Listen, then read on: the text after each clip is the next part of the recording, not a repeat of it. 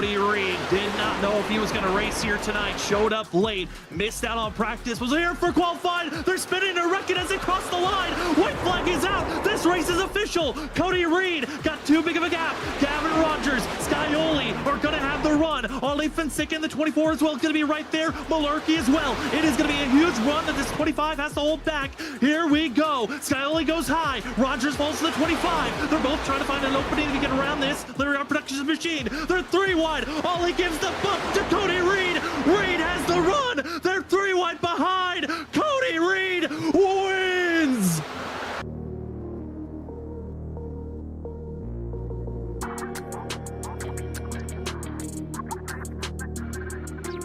It's go time for Hall. He's got to pass 3 drivers in 1 lap. Will he get by Forbes, or will Forbes block and defend? Hall trying to get to the inside. Forbes stays wide. Hall hits contact. Get out of the way, Forbes. Hall wants the win, but he overcooks the corner. He'll lose time there. Now going to be a 2.5 back, and Richard, it might just be down to the teammates.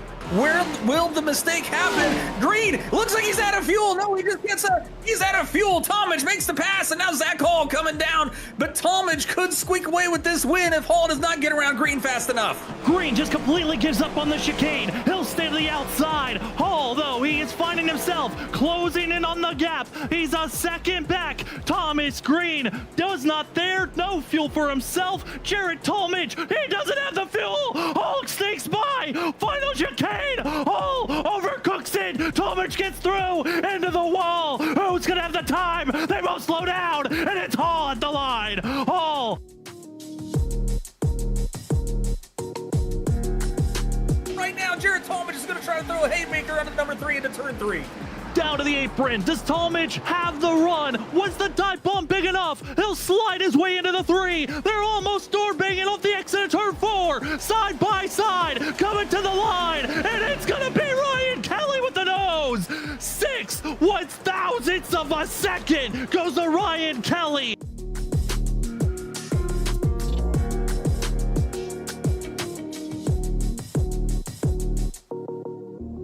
Benjamin Nelson, Cody Reed on the inside groove, but it's Christopher Wade. Shane Terrian going to be leading the middle and the outside lane. Well, Christopher Wade, he gets tapped. Spud is the 53. It's down to Zach Hall. Benjamin Nelson, lock yourself into the next round. The 79 to the outside. Zach Hall in the 32 on the inside groove. Could Cody Reed be the stealer? Inside, down to the yellow line. Cody Reed steals it at the line.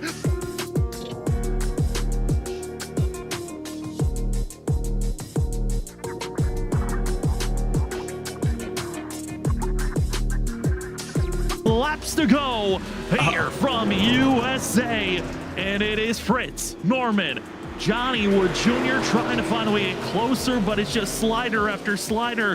Who's going to have the nose when they come across the line?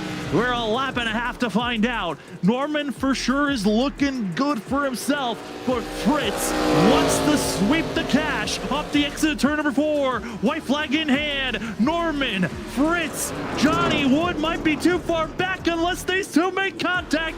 Norman and Fritz side by side. Wood is working the inside groove. 3/10 back, but into the wall is Norman. Fritz looks to be clear. Norman needs one last Hail Mary. Can he get the run off the exit of the corner? Whoa. 3 wide, out to the 4, but it's Scott Fritz nose ahead and wins the All-Star BRB race here for season 6. Before we get to the racing action, we want to say thank you to all the primary sponsors of the BRB Sundance Pro Series. First and foremost, Sundance Pizza, RevSimShop.com, Performance Food Service, and MXWraps.com. Thank you so much for all the sponsors. Now let's get to the racing action.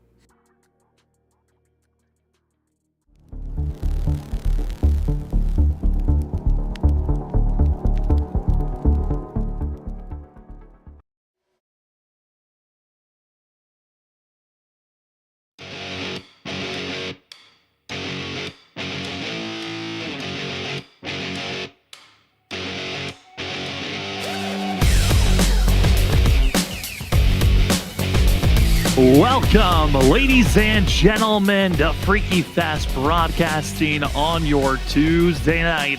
Tonight, we give you the broadcast coverage of the BRB Sundance Pro Series for Season 6. Race 13 about to be underway from Michigan, the last race of the regular season, for us to figure out who are the 12 drivers that will be racing for the chase for a chance for a championship. It's on the line in one of the tracks that has been ran the most. When you look at the BRB Sundance Pro Series in the past, this will be the 5th time that the BRB has entered into this track, and we've seen wreckfests, we've seen some clean racing, and ultimately we're looking for a great show as the field is already out on track, getting their practice in, getting ready for the dirty air, and it certainly should be a good one as we're in the Irish Hills. Tonight is going to be a fun one with the Everclear 250 from Michigan International Speedway. My name is Sam Dyer. Joining me this evening is Zach Hall, and also running production in the background is Robert Moyer Jr. And Zach, it has been a fun season of seeing the field ramping up, finding their aggression, sometimes a little bit of too much aggression, but ultimately it is setting us up for the chase, and tonight is your last chance to get in. Yeah, this is the accumulation of all of it for sure, Sam. So this is going to be so fun to see how these drivers attack tonight. And, with a lot on the line, it's a lot of pressure on yourself, especially if you're near that cut line, to not only, hold up your end of bargain and get to that chase and really give yourself a fight to fight for that championship. But tonight is going to be so tough also, just being Michigan, such a drafting style track, especially with this ARCA car. I think it's going to be a lot of fireworks out on track and a lot of just a lot of drivers going through a lot of emotional things here tonight for sure. And all past winners of the past Michigan races are going to be running here tonight. You got Ronnie Norman, Johnny Wood Jr., Richard Wolsifer, as well as Coulter Clark that are going to be those 4 drivers to watch out for. A few names will be missing here tonight. We've already announced to us in the last couple of weeks. Brendan Maddox, our points leader, entering this evening, expected not to show up. Also, Stephen Borbell expected not to show up. Now, they had drop races to give up, as tonight is still a drop race week. So we would love to give you live points, but it's kind of not doable with the ways the drivers are going to be ebbing and flowing from their best finishes to their worst finishes. It is a very fluid point standings entering this evening, but let's still bring up the point standings on how tonight is going to be set up, because there are still 12 drivers that are automatically locked in currently entering tonight, but a lot can change here, Zach. There's a couple of names for sure that are on the cut line if you need to perform well, starting from that 10th, 11th, in 12th place position, being Richard Wolfsburg, going to be Carl Pooler, and also Dakota Bly, it's getting some of the leagues mixed up together, but Dakota Bly, that driver that is the last driver on the cut line to watch out for. And then you've got a couple of hungry names right behind them with Cameron Taylor, Zachary Maddox, and Jordan White. There are those that we know can find speed, but I'm not seeing Jordan White's name out there, and that might just be a relinquish of not running for the championship this season. Kind of where I was going. Yeah, Jordan White not signed up so far, but we do have Cameron Taylor, of course, out there in the 42 to try to go out there and attack and go forward up into the standings. So watch out for him. Of course, Zachary Maddox also. Evan Patinko, it's going to be a little bit more of a longer cut for him to get up there. And same for Jacob Quayle. I think you're going to need some real big help, and especially with drop races, it's going to be really tough to make up that amount in the standings. So we'll see how it does shake out. But man, definitely going to have an interesting one going into next week when we finally get to see who the 12 are. And next week will be the start of the chase, where drivers will be heading to Bristol, then Sonoma, Talladega, 08 Atlanta, and finishing off the season at the sister track of Michigan at Auto Club Speedway. Certainly going to be a fun chase. Cannot wait for it. But we're here tonight at Michigan International Speedway. We're about less than 5 minutes away from qualifying. And Zach, qualifying is going to be a fun factor to watch out for. But we've seen in the past, even last season, certainly was a time where we saw drivers really get pushed around. And you were one of them that qualified well, but didn't get the finish you were looking for. Yeah, it's easy at this track, in my opinion, to have that. You can put down a great lap, kind of qualify up front, and if you're not aggressive enough, I think that's one of the things that attributed to myself being caught up in some wrecks, is just wasn't aggressive enough early in the go and to keep that track position. And you got to do that if you really want to keep yourself at the front end of the field, where in my opinion, yes, things can happen, but it's much safer when it comes to it, in my opinion, instead of being in that middle of the field around 10th to 15th. So we'll see, how drivers attack that, but I think you really are going to want to go out there and drive your, hardest to keep your track position. A couple of drivers that we're expecting to see big days from. Again, Coulter Clark, I think he's hoping for a rebound just to reset. This second half of the regular season has been a rough one for the Ford machine, as he started out so strong with 3 wins, but other drivers that are trying to make their own footings. Adam Buzzio, who enters 4th in points. I think he wants to have a good run here this evening. We've seen him have decent speed here at Michigan in the past, but there's ultimately one wild card factor that is entering here tonight. It's the Season 1 champion. It's the 77 Gavin Rogers will be racing here this evening. Zach, that is a factor that nobody is really sure how he's going to run, as is going to be one of his first runs of this season. He did have to run a couple last season, but the 77 obviously going to be a threat for a chance to win here tonight. And how aggressive is he willing to be is going to be another big question.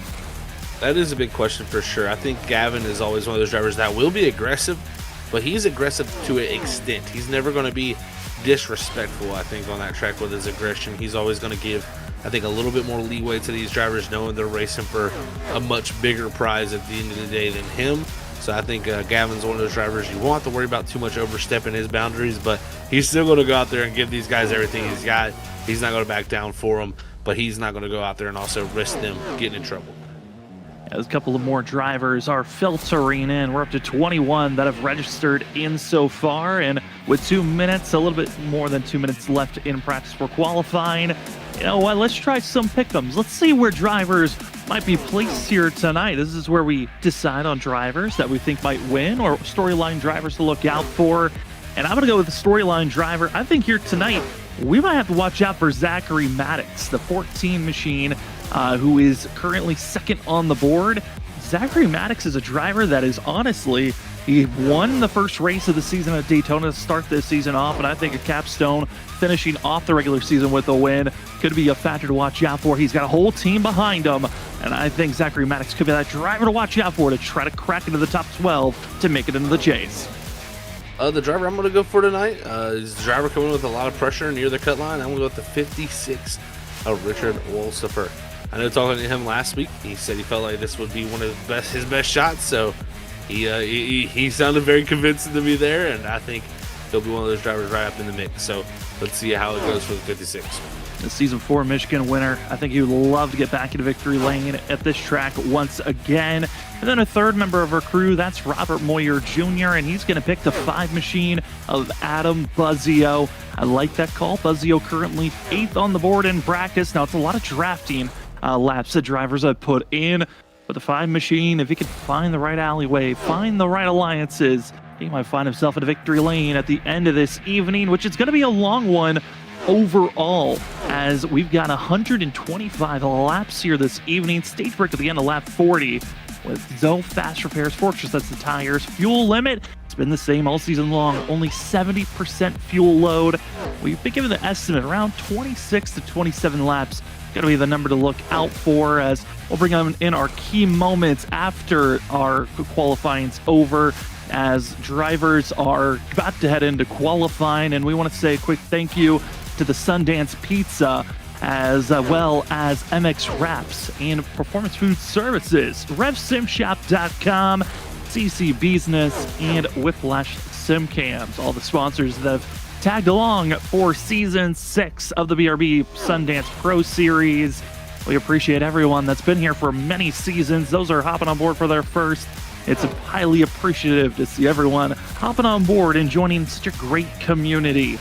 As practice is coming to a close, qualifying about to be underway, and if you look at the past, qualifying has not been the major factor that gets you to victory lane, but it's happened once, and that was back in Season 3, where Johnny Wood Jr. won the race, got the pole, and led the most laps, 40 out of 125 laps that day. We'll see if there's any magic for that 75 here tonight, or can someone else grab the pole and find themselves in a victory lane, or will it be someone else that could be like Richard Wolsifer back in Season 4, who started in last place and led the last lap of the race to head into victory lane. It's time to see whose storyline is lined up for victory as qualifying about to get underway. Each driver will have 5 minutes to put down their fastest lap, but only 2 laps to do so. You touch the grass, you touch the wall, your lap is invalidated, but you're hoping for a good one. And Zach, qualifying's been interesting, especially with this ARC car. You never know if it's the first lap or the second.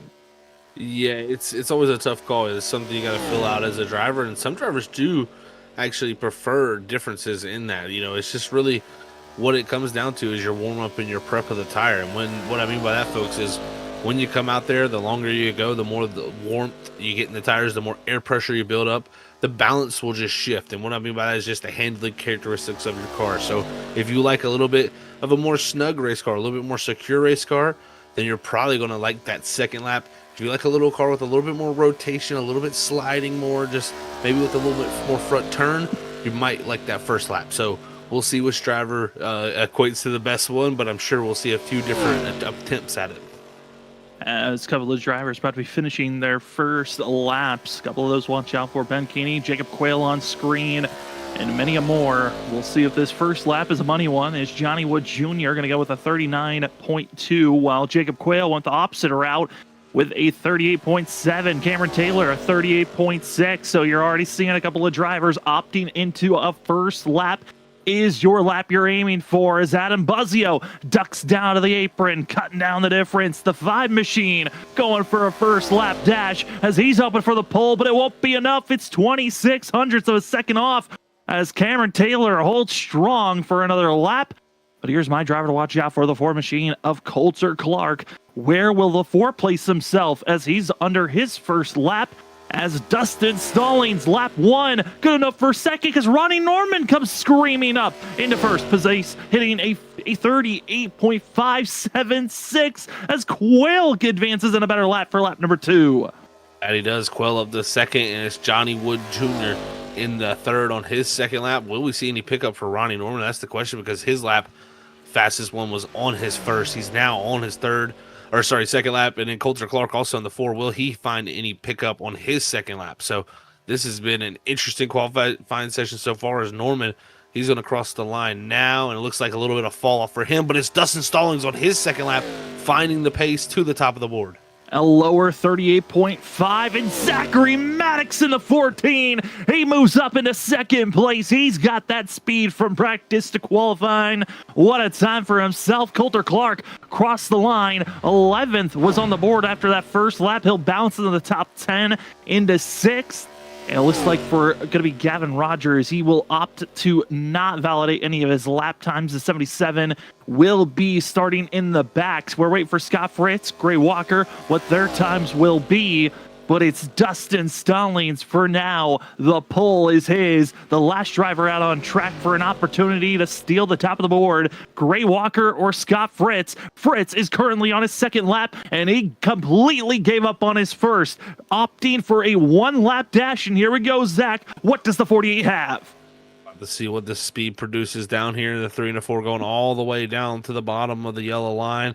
Going to try to carry as much speed here off the corner down to the start finish line. Going to cut down here to the apron to shorten the distance, and we'll see if there's a pickup here for the 48. And it looks like we'll be a little bit faster, 38.83, but only going to jump him from 19th to 14th.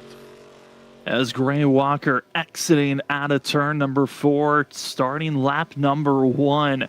Going to be a little bit of an awkward point of view as he's the 18 on our ticker, 20 on track. Looks like he got the wrong paints on here tonight for Gray Walker. So it'll be a little bit awkward, but he's in his Interstate Energy machine. So that at least is the consistent part of seeing Gray Walker out on track. He's usually running the Interstate's sponsor, so he will be out on course. 1 lap, 1 opportunity. There's not enough time for a second one. And with 15 seconds left, he better hope that he can get to the line. It's now going to be 10 seconds.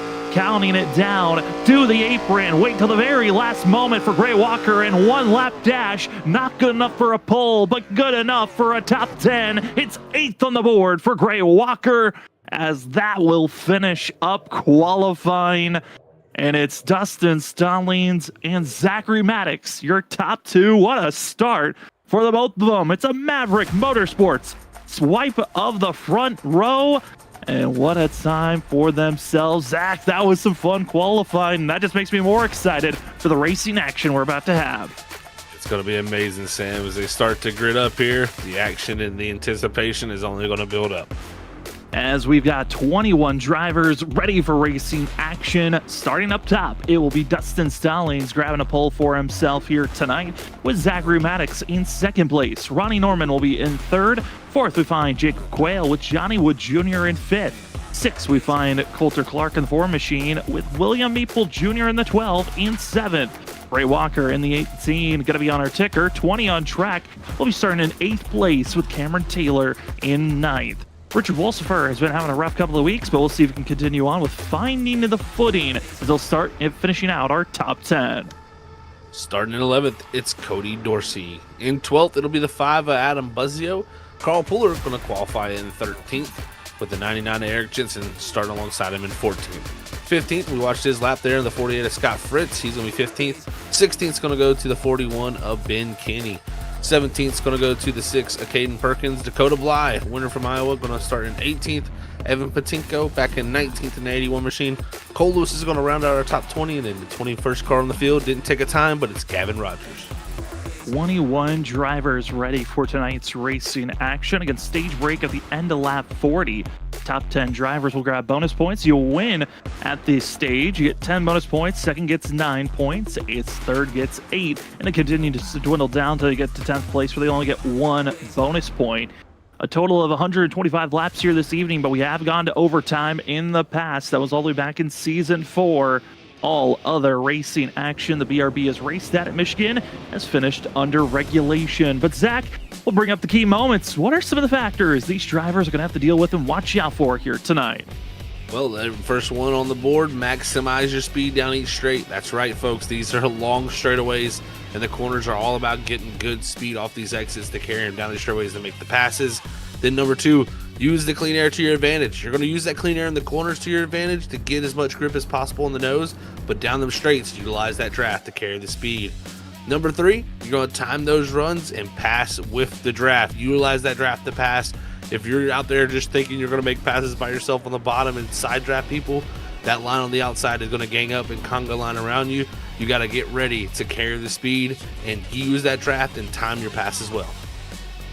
A lot to figure out, a lot to keep in mind, but ultimately survival is key as well, as we are set and ready for the racing action here on Tuesday nights for the BRB Sundance Pro Series Season 6, Race 13, the final race of the regular season.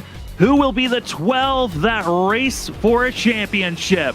We'll find out at the end of this evening. For the Everclear 250, it's Dustin Stallings, Zachary Maddox getting ready to roll and go as they enter the restart zone. We are green here this evening. There's a little bit of a blinking actions. That's Ronnie Norman. That's going to be on the apron as drivers are going to be trying to get by him, but up front, the rest of the field roar down into turn number 1. Great start for Stallings, of course, but Maddox did a great job also, as he's going to stay alongside here and down off of 2. Zachary Maddox is going to take control of this race, and this is important for the 14. He needs a max points day, get as many points as possible, and leading a lap here early would help, but it's a big run from the 25 of Jacob Quayle.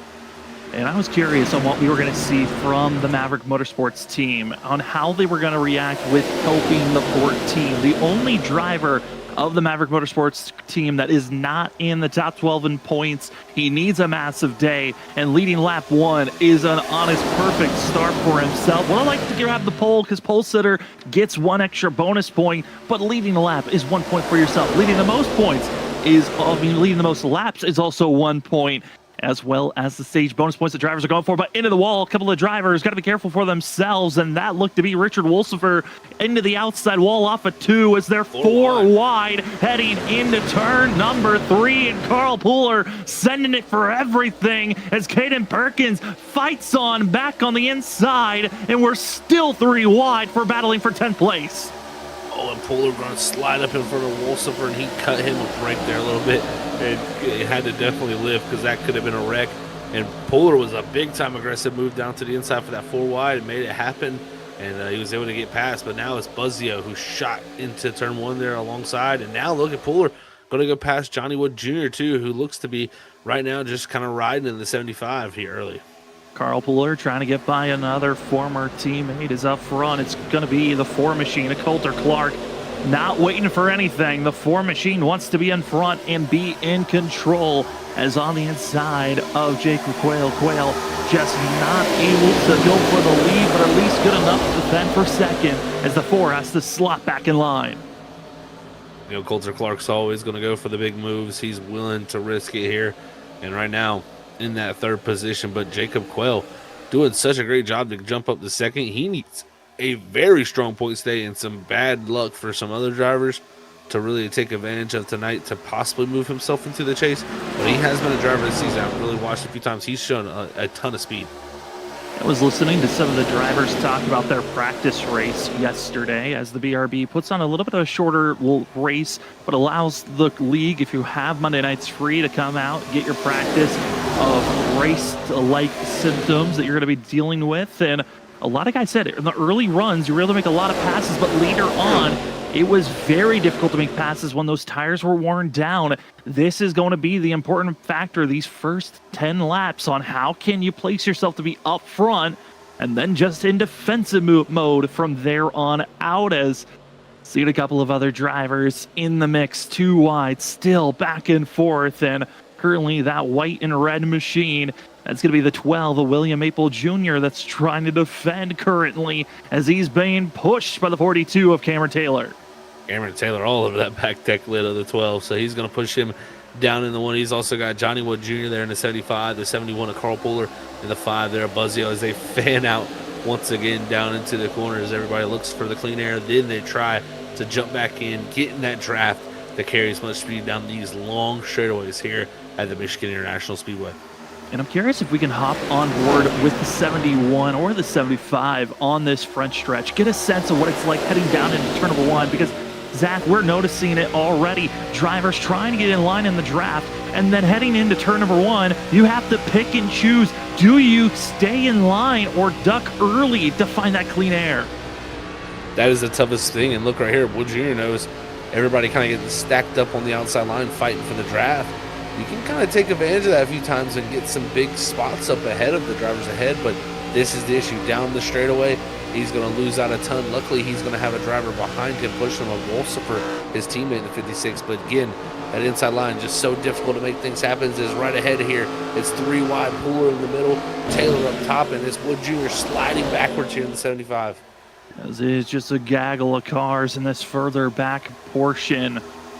You know, looking at the front grouping of 4 drivers, it's Alliance drivers as well as primary. It is a mixed bag of Maverick Motorsports and Blackbird Motorsports, as Maverick Motorsports is Dustin Stalling, Zachary Maddox, Carl Puller, and Brennan Maddox. Brennan Maddox not able to show up here tonight as he opted out. And that 23 going to have an awkward start to the chase next week, because he had a penalty that was given out as we're 4 wide now once again. Richard Wolsifer better hold on in the mixed bag there, as Carl Puller's falling back, as they're all just bobbing and weaving. If you see an opening to get back in line on the outside, you're taking it immediately. But the 23 will have a 1-lap hold that he has to serve on the next race. So Brennan Maddox, our points leader entering tonight, might be our regular season champion if the points line up after the drop weeks are entered in.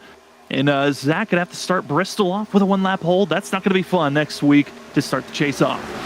Yeah, that's kind of where I was gonna go, because if he gets held for 1 lap, then he starts taking off. He's gonna be probably almost 2 laps down, if not 1.5 laps down, when it's all said and done, once he gets up to speed. So the benefit there is you probably could quickly get a yellow, maybe, in Bristol, knowing the place.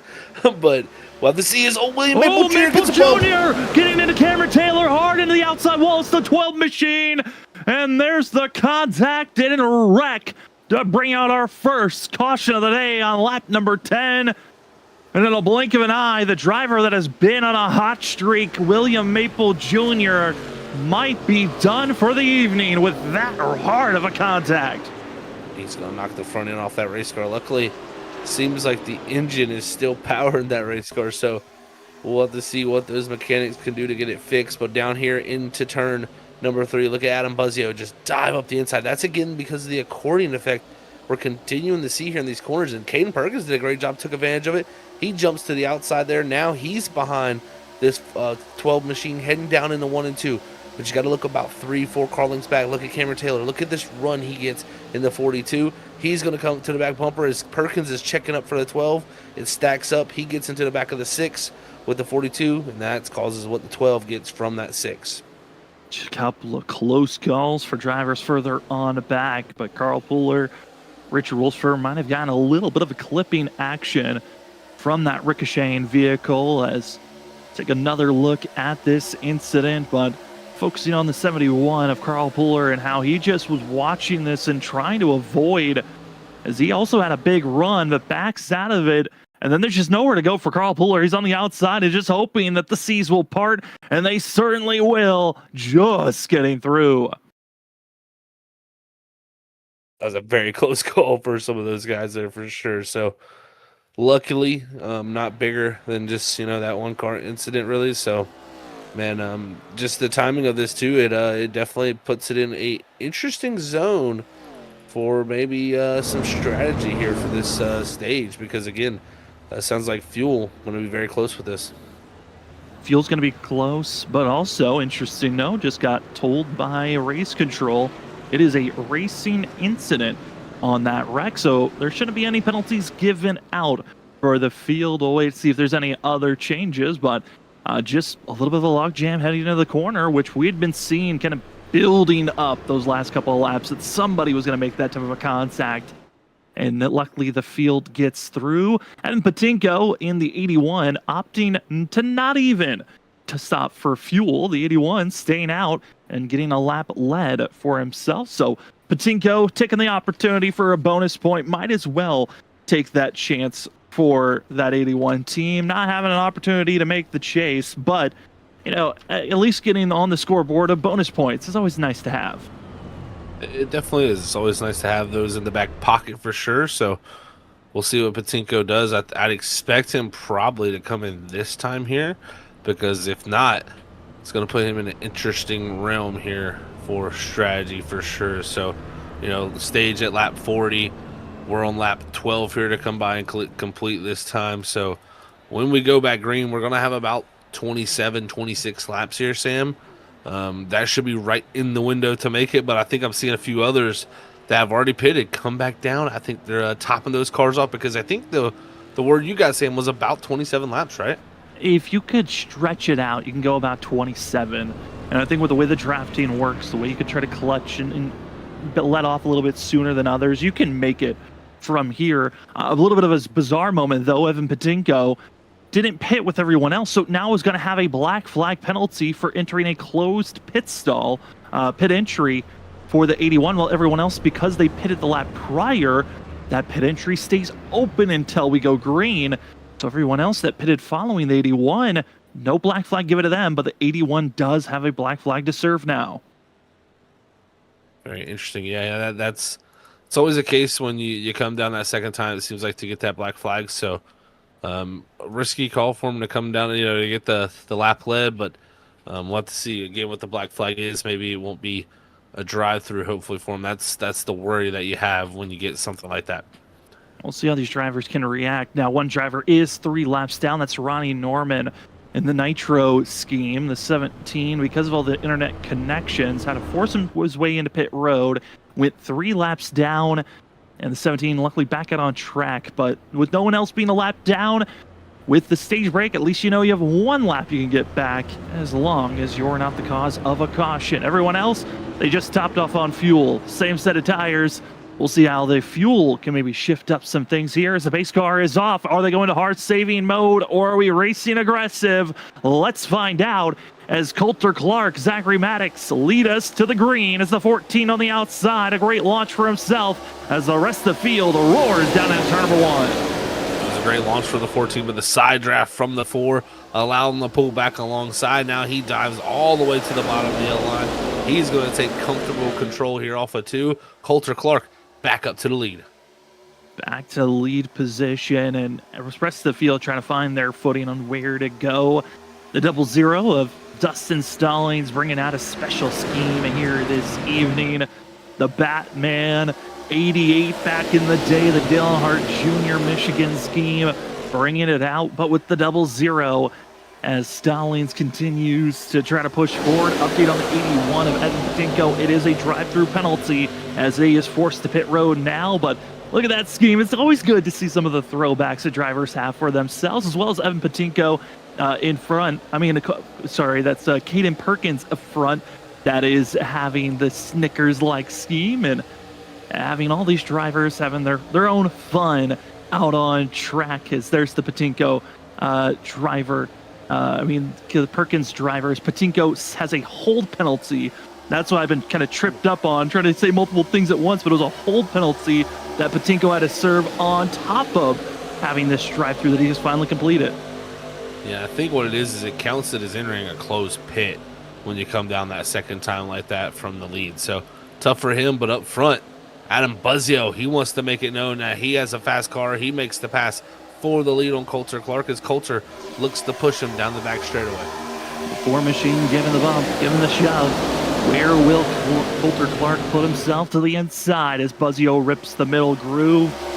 And it's always Michigan, one of those tracks where over the years it's been, do you want to stay all the way to the inside? Do you want to run the middle? How do you save your tires while also being as fast as possible? And especially with this ARCA car and the way the fuel mileage has been set up, it's kind of been go full bore at all times. But because of the way this fuel stint is lined up, Zach tires are going to be a massive thing to worry about throughout this whole 40-lap run, unless we get a caution again. But this is going to be probably the most interesting type of race you're going to see all season long if we can stay green to the end of lap 40 when the stage completes. 1000% agree with you there, Sam. Yeah, this is going to be an interesting timing here for this because some of those drivers had topped off, of course. Came down. They're going to have a little bit of a different strategy, have a little bit more available from the push here possibly. And also the thing I always worry about, when you're a driver out there saving fuel to try to get to a stage, it's not like trying to save fuel to get to the end of the race. You're trying to get to that stage. But the thing is, yeah, you have to get to that stage ending, but you also have to go back around another lap before you can pit. And sometimes that becomes the issue, especially at 2-mile tracks like we have here at Michigan. And is it, do you want to run fast on the outside or cut the distance on track to save the fuel and stay as low as possible? A lot of different factors. You see the middle of the pack drivers that have topped off for the second time right before we went green are battling here.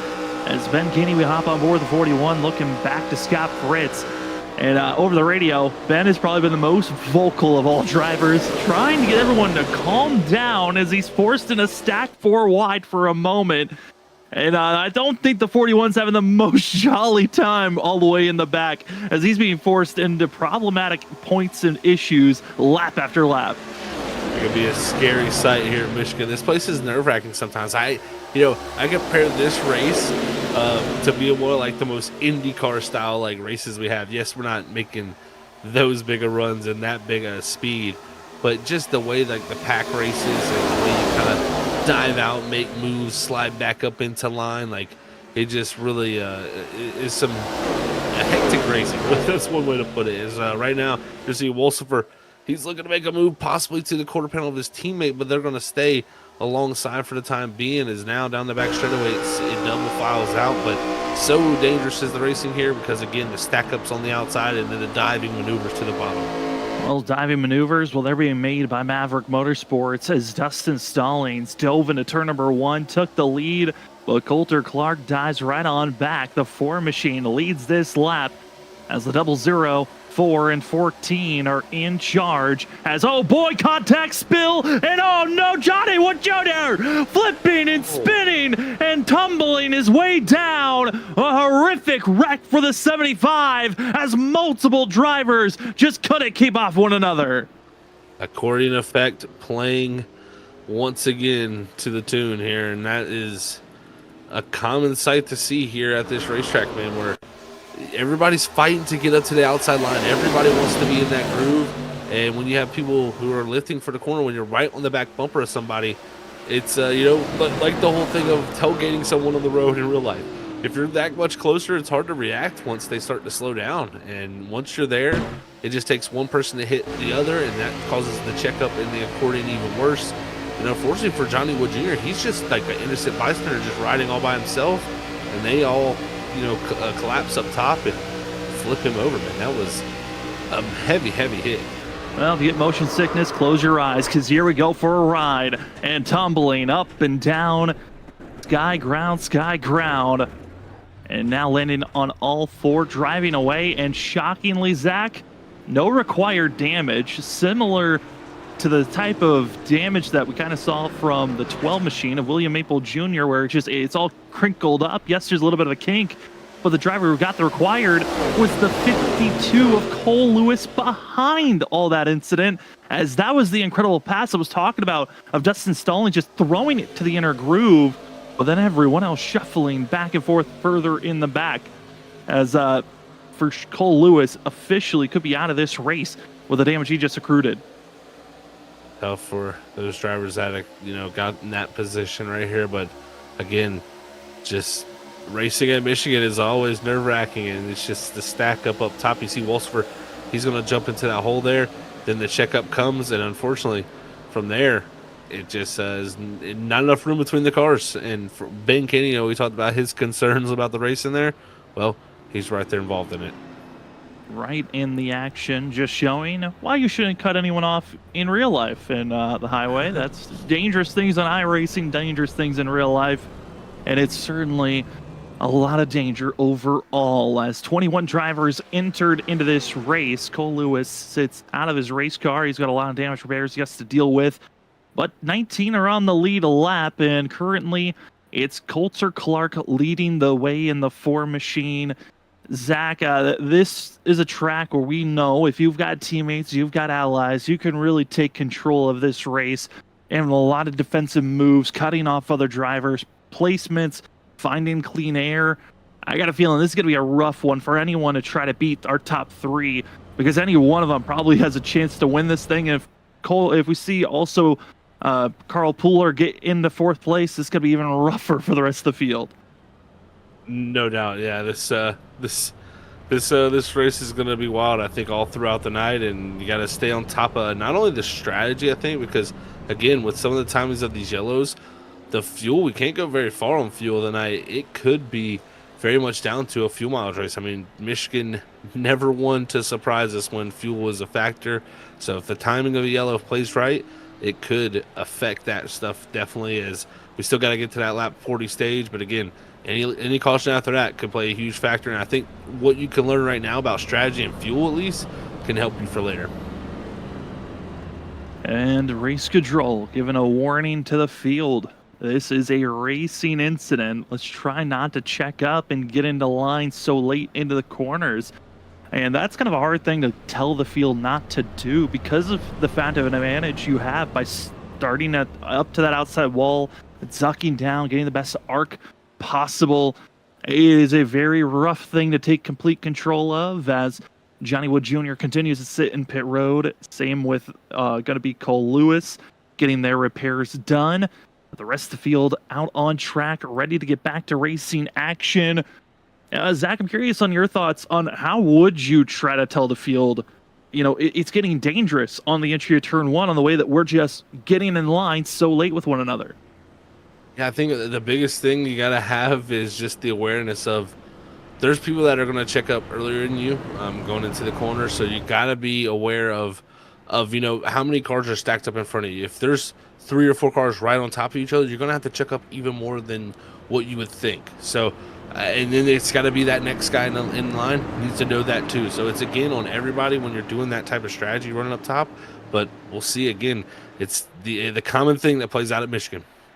Well, the field's sacked up, ready to go, and the Everclear 250 from Michigan International Speedway is back underway. The start of lap 25, less than 15 to go before the stage is over.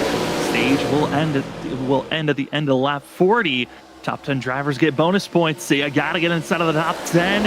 Only a few drivers decided to top off on fuel, and that's 12th on back. Scott Fritz, Kevin Rogers, Cole, going to be Cody Dorsey, Ben Keeney, as well as a few others, topping off on fuel. Your top 11 did not top off on fuel, and they feel like they've saved enough, but right back to side-by-side chaotic runs for the mid-pack as everyone is trying to get inside of the top 5 to top 10 currently. Wow, some of those moves right there are pretty big, and yeah, you're going to see once again everybody stacked up here on the outside fighting to get up there. Will we see that same thing play out here before the next stage, before that stage caution even comes? So we'll have to watch for that as the run goes on. But also, I think the more laps we do, the more they get kind of spaced out, possibly a little bit. You could see that effect kind of slide away. So we'll see where it goes. But right now, some great racing there with Richard Wolsifer and Eric Jensen. Is now you're going to have Scott Fritz diving up the inside there as he had that topped off on the fuel. He's going to have no concerns about fuel for sure. Couple of guys that are working under the 6'5" Motorsports banner right there. Eric Jensen, Fritz, as well as Richard Wolsifer, as Jensen gets in the outside wall for a quick second. But up front, Adam Buzzio in the 5 machine is not giving up. He has been relentless on trying to get back to lead position and be in control. And it's been a very good, just taking one position at a time moves by the 5 machine. And with Dustin Stallings going for the dive bomb move on Coulter Clark, this could be a good setup for the 5 out of 3 and 4 if he can continue with the good run here. That he could, man. This run here could be pretty big here. Clark pushing that 0-0, but here comes the 5 with the run. He had about 4 or 5 car lengths up to him. Now only a car length between them, but he's going to check up a little bit early to make that gap, and that's what Buzzio's doing. He's not willing to get right up on the back bumper on the entry.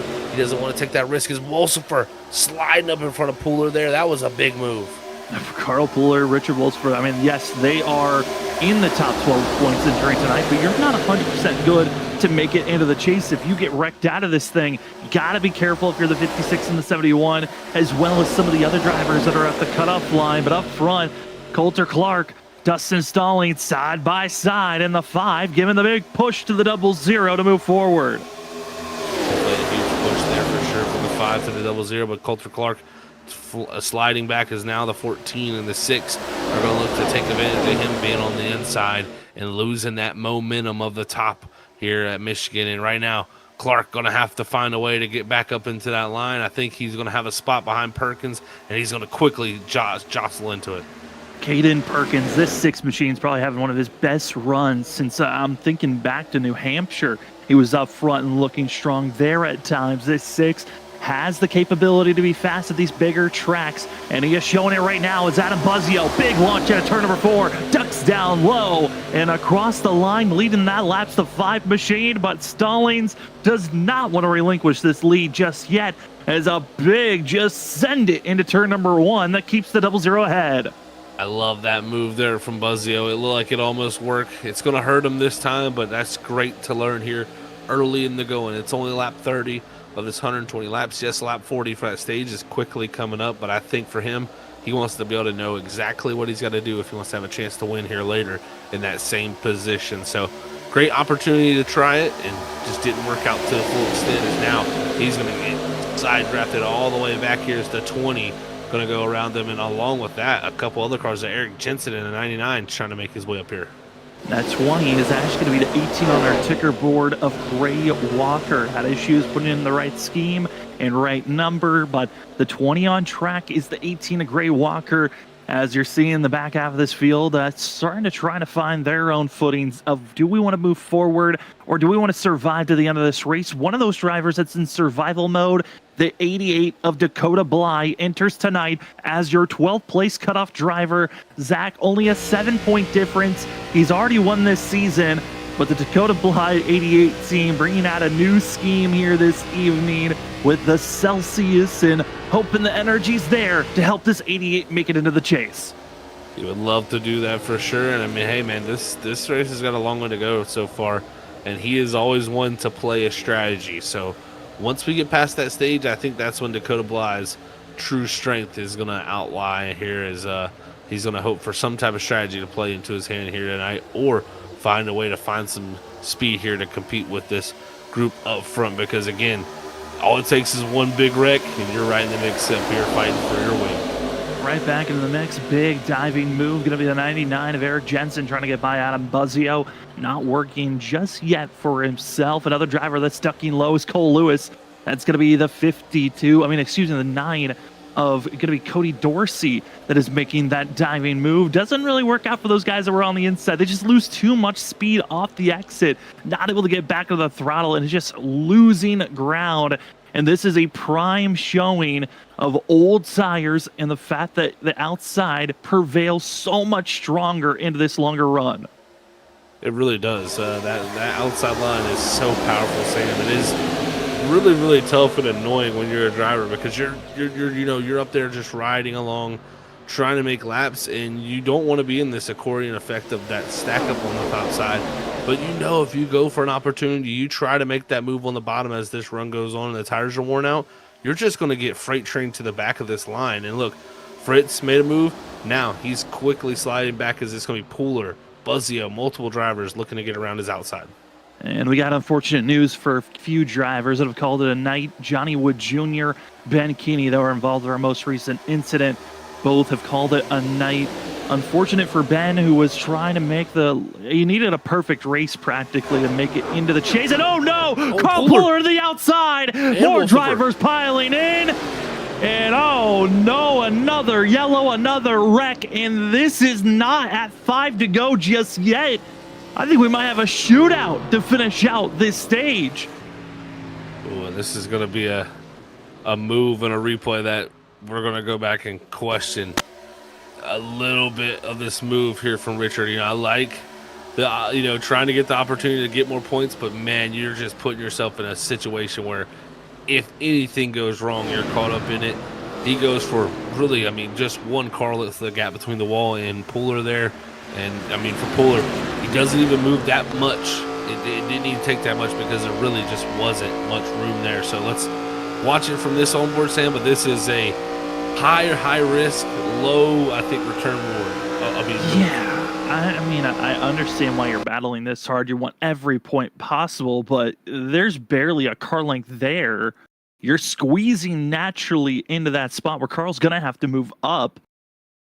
You've been having everyone checking up at that spot of the corner. It just is a bizarre spot to go for a pass, but former teammates, big contact in the 99 of Eric Jensen, getting a late contact after those stuff. Seeing Wolfsburg and Pooler make their initial contact.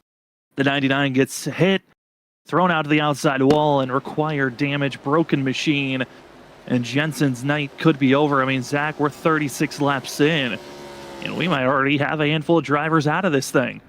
Yeah, we might, Sam. And yeah, this is an interesting timing with the yellow too. I think should be a quick restart for a few laps before that stage break. But yeah, just a interesting move from Richard there. I can't fault the driver sometimes for going for moves, but man, that is again a low returning move. And again, you're putting a lot of faith in that driver on the inside of you to not, fade up with the cars ahead of them, because again, it's like you said, right there before the entry where everybody kind of fades up to the wall to open up that corner.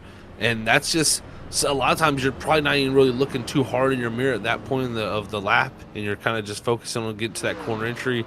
It's just a very risky move, and it definitely hurt both of those drivers who are on that cut line. Yeah, they're on the cut line, and now you got to throw your eyes up to Zachary Maddox. The 14 is doing everything right. He's led a lap. Honestly, if his teammates could help him lead the most laps, that'd be another bonus point for the 14. And if he just has a good stage run here, we could be seeing the 14 on a charge to try to find his way into a stage break. And with the damage that Richard Wolfsburg has taken on, same for Carl Pooler, this is opening things up because Carl only was 12 points above Cameron Taylor and only just a mere 18 points over Zachary Maddox. So Maddox, as well as the 42 of Cameron Taylor, a good stage break here opens up the opportunity to go for the run, as Richard Wolfsburg has been given a black flag, required damage. Has been given a drive-through penalty for being at fault for that incident. Yeah, I'm not surprised to see it go that way for sure, Sam, and we'll see how this all transpires now, because again, those two have been hurt pretty bad when it comes to damage. His Pooler's still on pit road. Wolfsburg are going to have the drive-through penalty. They're not going to be scoring stage points here. And like you said, Maddox has got to be sitting up there going, this is exactly what I need. Just be smart here and get some great points. And the 14 is going to be looking to be in great position. And it's good for him because he's got his teammates up here to really, play that, rear gunner role for him, if anything, if he needs those points. So it's always great to have him at these style tracks, and he's got him here tonight. Who's going to work together? Who's going to be making the push? Zachary Maddox, though, a little bit of a blinking issue. Want to hope that gets cleared up if you're trying to make the chase push. But this is going to be an interesting one. It's going to be a 2-lap dash to finish out this stage. If we get a quick caution before the end of lap 40, that will count as the stage break, and the field will be frozen at time of caution. Everyone else, they're thinking, is this an opportunity for some big points? Cameron Taylor, Zachary Maddox, they're both outside of the cut line, recognizing they can get some big bonus points here. But with the wreck, with the drivers taking out of this run, Zach, that 88, Dakota Bly, who is the cutoff driver at 12th in points. He's now inside of the top 10. Stage bonus points are an opportunity now as the rest of the field. It's a dash to the end of lap 40. Top 10 get bonus points. The end of the stage is about to be underway as Dustin Stallings, Zachary Maddox into the restart zone. The Everclear 250 is back underway. Again, we're racing the end of lap 40 on the stage break. Pit road is closed. It's just a 2-lap dash before the next caution. Great start from that bottom lane as it's Stallings and the 4 of Coulter Clark who clears Zachary Maddox, but it's the 14. Great run through too. He looks to the outside of the 4 of Clark. He's going to push his teammate Dustin Stallings down the back straightaway, and they're going to have Gray Walker in the 18 right behind him. I'm looking at some of the damage. The 42, Cameron Taylor has grabbed a slight damage on the right front.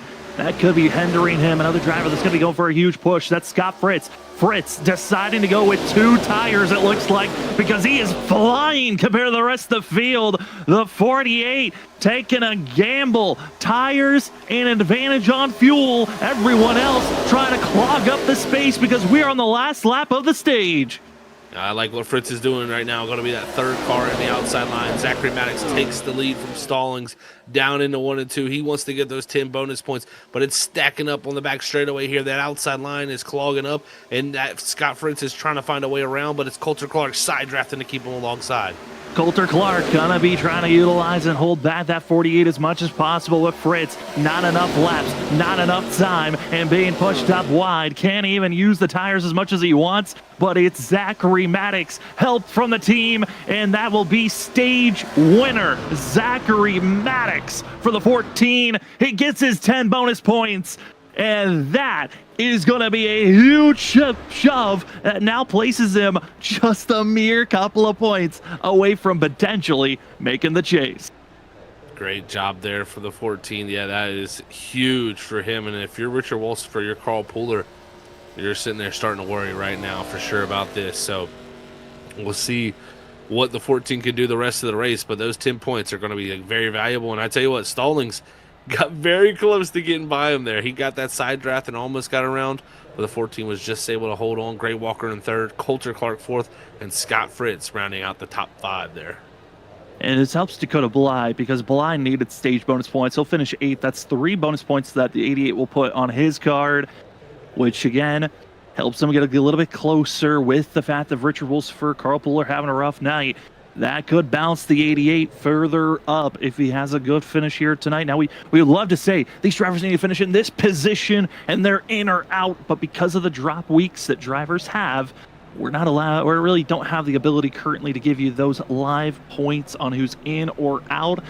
But those stage bonus points really do shrink that difference just a little bit more on helping the 44 as well as the 88. Cameron Taylor did drop back, and Zach, I saw a little bit of front nose damage on the 42. He needs to get that repaired if he wants to be a threat up front. Definitely want to get anything fixed like that for sure, Sam. Any damage is going to hinder your car here at Michigan, and it's not even a lot of times about the corner performance. It's really about that straightaway performance and not having too much drag on the race car. So we'll have to see how long he sits here, because again, just sitting there in his pit box, smart decision here, because again, like you said, he's going to need to get that going. A couple of drivers that have been already sitting in pit road. Carl Pooler, no required damage, but the optional damage was so great he decides to continue to stay in pit road. Currently 5 laps down, and Eric Jensen still required damage for the 99. Other drivers that are officially out of this race, or at least have left their vehicle. Ben Keeney has left the server, Johnny Wood Jr. has left the server, and Cole Lewis has a black flag, but has just been out of the vehicle, letting the repairs get finished up. As up front, Scott Fritz going to be deciding not to pit for fuel. I think that's some interesting call on his part. Richard Wolsifer, he took tires under his last pit stop, topping off on fuel. Everyone else from third on back, fuel, tires, they're ready to go back to racing. Like that decision for a lot of these drivers to come down and get the service done on the race car under the stage brake, because I'm looking at it here. We're coming by to complete lap 42 right here. I believe the lights should shut off on the truck here, and we should be looking to go back green. Yet lights are off here, so we're going to be completing lap 43 when we go green. That's going to leave 82 laps left in this racing event here tonight, and with 82 laps left, it kind of puts it in an interesting realm, because you could technically make a 2-stop very close. You're going to have to at least one time go 28 laps, but if you're able to go 27 twice, and then 28 one of those runs, you will be able to go 82 laps. So we're going to see possibly fuel will be a huge factor here for strategy. Again, congratulations to Zachary Maddox on the stage win. If we have another caution, we will pull up the 14 and interview him, which we've had a caution every about 14 to 15 laps. There's been an incident that pops up of drivers running into each other. We'll see if that happens again under this running. As we were trying to figure out the math, see where drivers were placed, a little bit of holy smokes moments going on here tonight as we're about to get back to green flag racing action. It's been a fun one so far, as after this race is over, the next 2 ones is the start of the chase at Bristol and Sonoma. Those will be our last coverage of the BRB Sundance Pro Series for Season 6 here on Freaky Fast Broadcasting. The final 3 races will be handed back over to Pit Stop, and they'll finish out Talladega, 08 Atlanta, and the conclusion of Season 6 at Auto Club should be a good one. But for us here tonight, Stage 1 is over. Now let's see who's going to win the Everclear 250 as we're back to green flag racing. Richard Wolsifer, Scott Fritz taking the charge up front as we are back to green flag racing, and a little bit of confusion on black flags being given out. Richard Wolsifer caught with a black flag, Zach, and I don't know if that's because he took off too soon or if that was a previous flag that he has to serve, but a bizarre one for the 56 exiting out turn number 2. Definitely bizarre there. Yeah, I don't know exactly what that was. I went and looked at the restart. All good there, and yes, it will be cleared. So yeah, I don't know if that was just some weird restart glitch, but he definitely didn't jump that thing. And we've seen that happen a couple of times where iRacing deems that a driver that just was sitting there might get called for a penalty, but Richard Wolsifer now has to make the hard decision. Do I play gunner, completely defensive mode, and hold back Maverick Motorsports, or do I fight for the lead position? Scott Fritz, a driver that would love to get back into victory lane for himself. He has been quick a lot of tracks, but here at Michigan back in Season 4, he led the most laps during that race, 40 of the 127 laps. He knows how to stay up front, and now let's see if he can stay there here in the ARCA car. That he does, Sam. Yeah, and he took that 2-tire strategy there before the stage break, and it seems like the tires doing pretty well right now. But also looking lap time wise, let's see what's up to speed here, 38.94. So yeah, very much right in tune with what we've seen for majority of the night. So he's definitely still got good pace in those tires. Let's see how well this works for him. Again, I'm interested to see, are we going to have a few here kind of laying back, saving some fuel, just kind of lurking in the bushes? And who we really haven't talked about all night, he's kind of broken into the top 10. That's the 77 of Gavin Rogers. There he is, kind of breaking into our screen. Poking the nose, going low. The lap prior, driver behind the 77 gave me a scare. That was the 81. That was Evan Patinko, who drove all the way down to the apron, had his full car under the yellow line. It's an interesting line to take at Michigan. It can work at moments. I know in real life some drivers like to go all the way down there, but taking their chances as Jacob Quayle, quick blink out and back in the session. But yeah, Gavin Rogers, that 77, just taking his time, taking it easy, aggressive when he needs to be, but ultimately just learning the car, learning the track is going to be the goal for this first half of the race. It definitely is. I think maybe didn't want to play too much of a factor, maybe in the stage points either. So kind of rode around for the beginning of this race and learning out and filling out this race car. So let's see how it works out for him. But right now, stuck on that bottom side, even though we know Rogers is a quick driver, you're going to need more help than that to get things happening because, again, that bottom side, just no draft help on the straightaways. Almost some contact being made as Quayle as well as Coulter Clark all running into the 0-0 of Dustin Stallings on the entry turn 1. And, you know, with the amount of checkups we've seen of drivers on the outside group being down low and having a more shallow approach, gonna hopefully, in theory, keep you out of trouble of drivers running into one another, because the entry turn 1 has been the big danger zone most of the night so far. It really has been. I mean, you watch a lot of these things where the drivers stack up into the corner entries, get real close to each other, then fan way out into the corner, just like everybody. Look at that, Caden Perkins, you know, just sitting to the outside. And the driver in front of you covers that off. You're running them over right there. So a lot of risk being taken, but these drivers going for it. As drivers dramatically screaming, we're 3 wide, as they continuously are seeing drivers fighting back and forth to find the clean air, find the opening to go to the outer groove.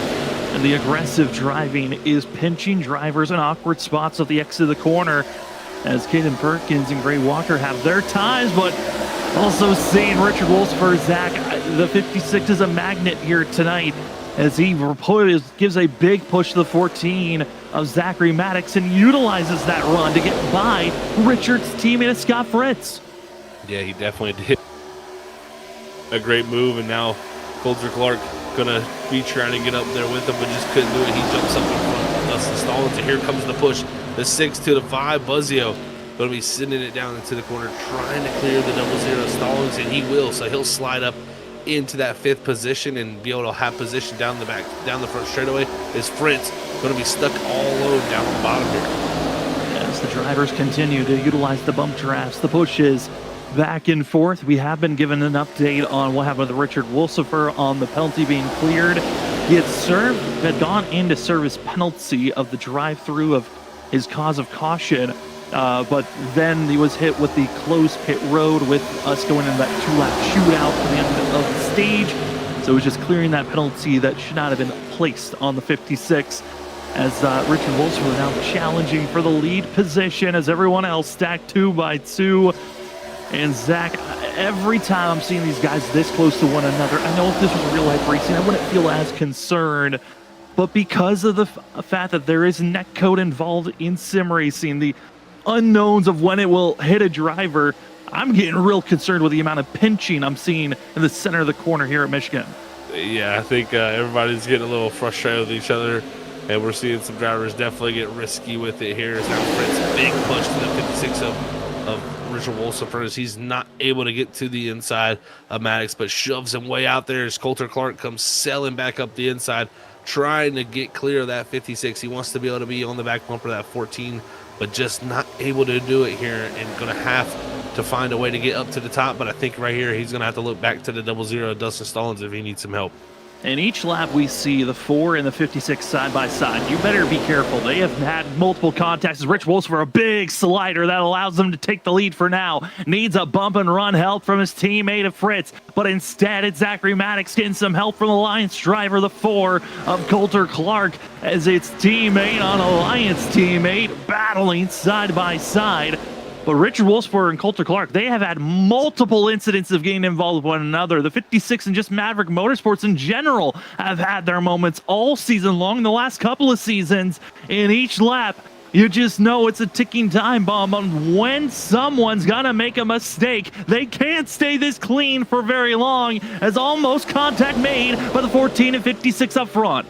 These two are leaning on each other up front. Yeah, and I tell you, like you said, Sam, it's not a matter of when, or a matter of if, it's a matter of almost when right now if they keep racing that closely at this point. Because again, at some point someone's going to get a little too tight. You see Maddox there a little tight there, going to make a little door tap. But here comes Coulter Clark 3 wide to the bottom also. So great racing for us up here in the move, but definitely risky for 2 guys in a big position here to move on.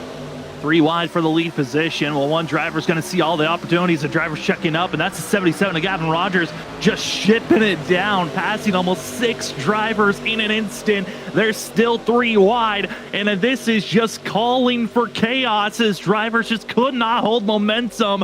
And a pack of about 3 or 4 fell back and just put us in a almost Christmas tree-like formation as we head down into turn number 3. It's the 56 of Lucifer, Fritz, Buzzio, your top 3. But Buzzio better be careful because that 14, once again, a huge diving move. Definitely a big diving move there for Buzzio, and man, that was a great one for him. There is now the 14 is going to slide up to the outside, but it's a stack up. There is now the 6 of Perkins, or sorry, that's the 4 Colton Clark. He slides it down there onto the bottom. He's going to make the big move as the stack up happened there right up that he was behind, and he took a major advantage of it, but now going to be stuck to the inside as Perkins utilizing the draft on the outside. Here comes the 81 of Patinko, and look at Stallings in the background also in the 00. I wonder if anybody in this group is back here trying to save some fuel, because again, it doesn't look like it to me.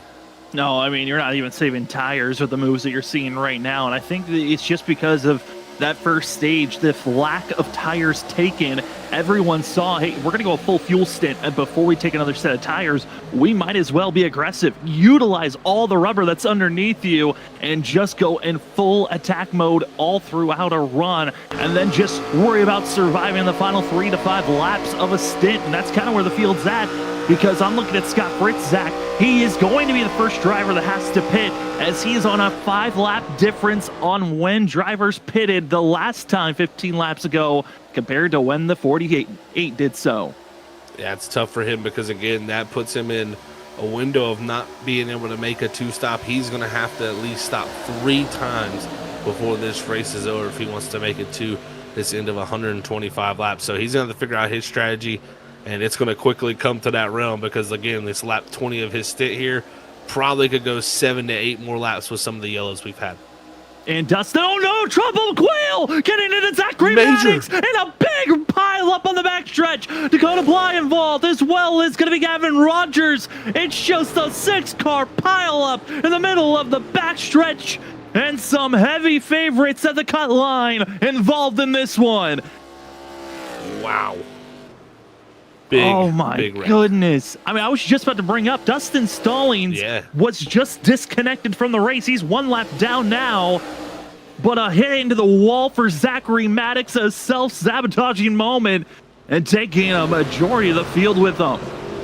Wow, yeah, just a little tight off of 2, I think it was, for the 14. So we'll see back here on the replay. He's right behind the 6 of Caden Perkins here, and this, at this moment, was about the 5th position on racetrack. He kind of stacks up there as the 81 dives up the inside of Patinko, but it's just a little bit of a tight late move right there as he slides up behind the 6 in that dirty air and comes off that wall down into Patinko. You see Jacob Quell there. You see also multiple drivers. I think that's the 18 of Gray Walker involved, and just spun around in multiple cars, heavy damage. Cameron Taylor grabbing a couple of bits and damages and dinks from that. Gavin Rogers required damage for the 77. So if there's any worry of the season 1 champion entering in and just sweeping this race, that might not be the case, and this helps Dustin Stallings, who will only be 2 laps down. And Zach, after starting this race 3 laps down with being disconnected, Ronnie Norman is back on the lead lap. Wow, that is awesome. He almost for him. got contact there. Yeah, I was about to say that was pretty close for him right there. If that was the blue and orange car, I thought it was. So, yeah, that was a close moment. But guess what? He is back on that lead lap, and that is all that's going to matter to him. And he was really quick, top 3 qualifier. Watch out for that 17. We know how fast he can be. As wow, look at Patinko. He's out here Tokyo drifting. And that is not intentional. That is just the natural motion that car is driving at. And he was trying to enter pit road, but the car just wouldn't allow him to turn that way safely. Now I have to back up, and that's pit barrels. That's the pit barrels.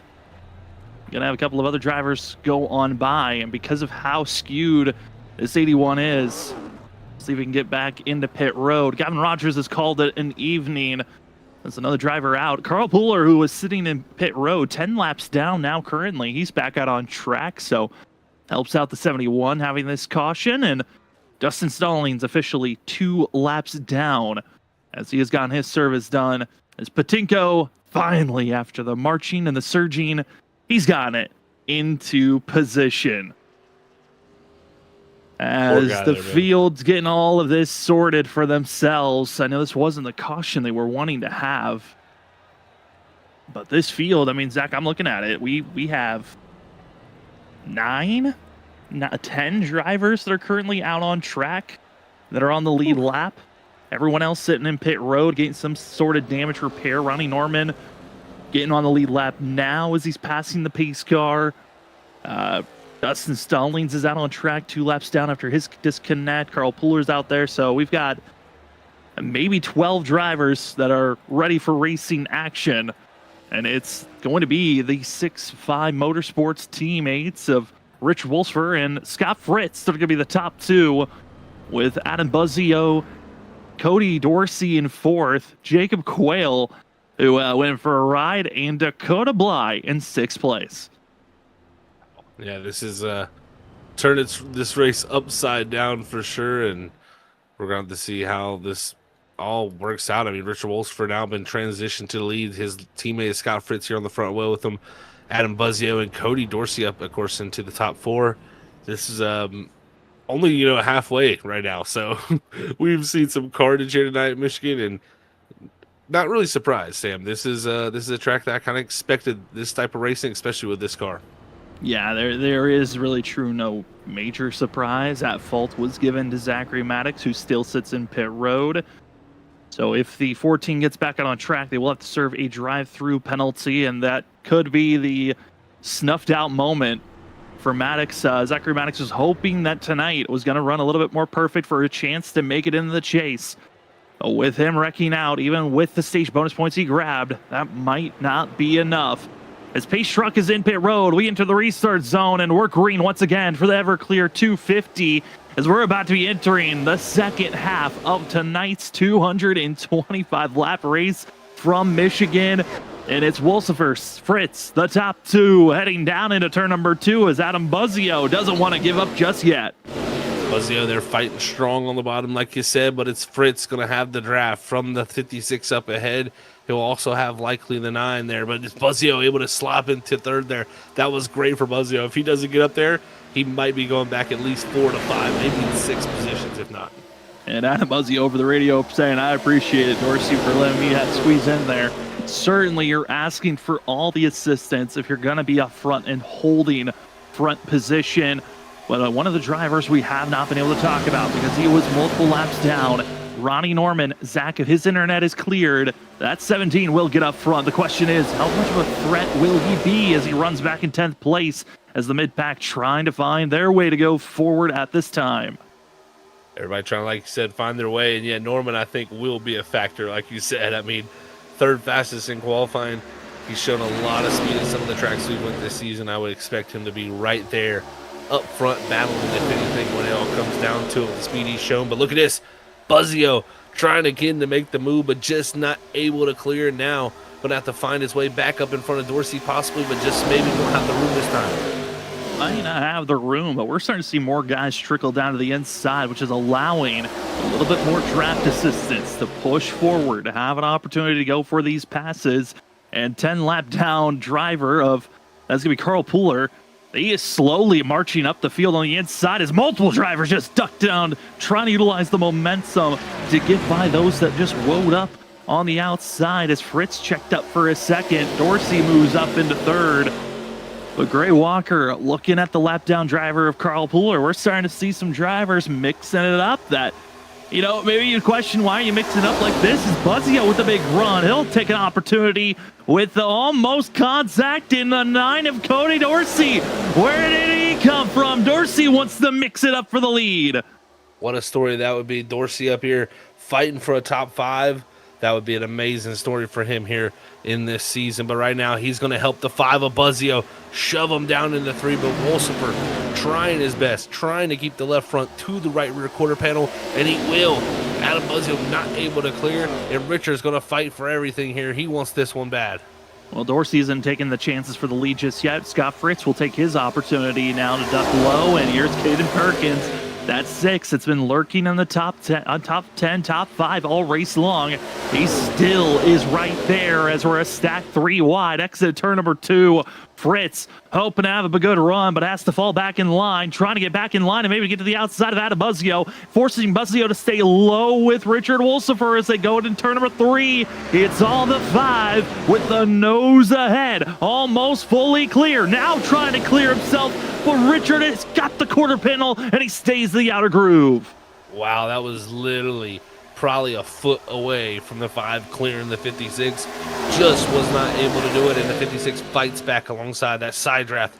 So powerful to that right rear quarter panel from the left front of another race car, and Wolsifer using good judgment of that as now he'll have the help from his teammate Scott Fritz down the back straightaway as Buzzio's got to find a way to get back in line.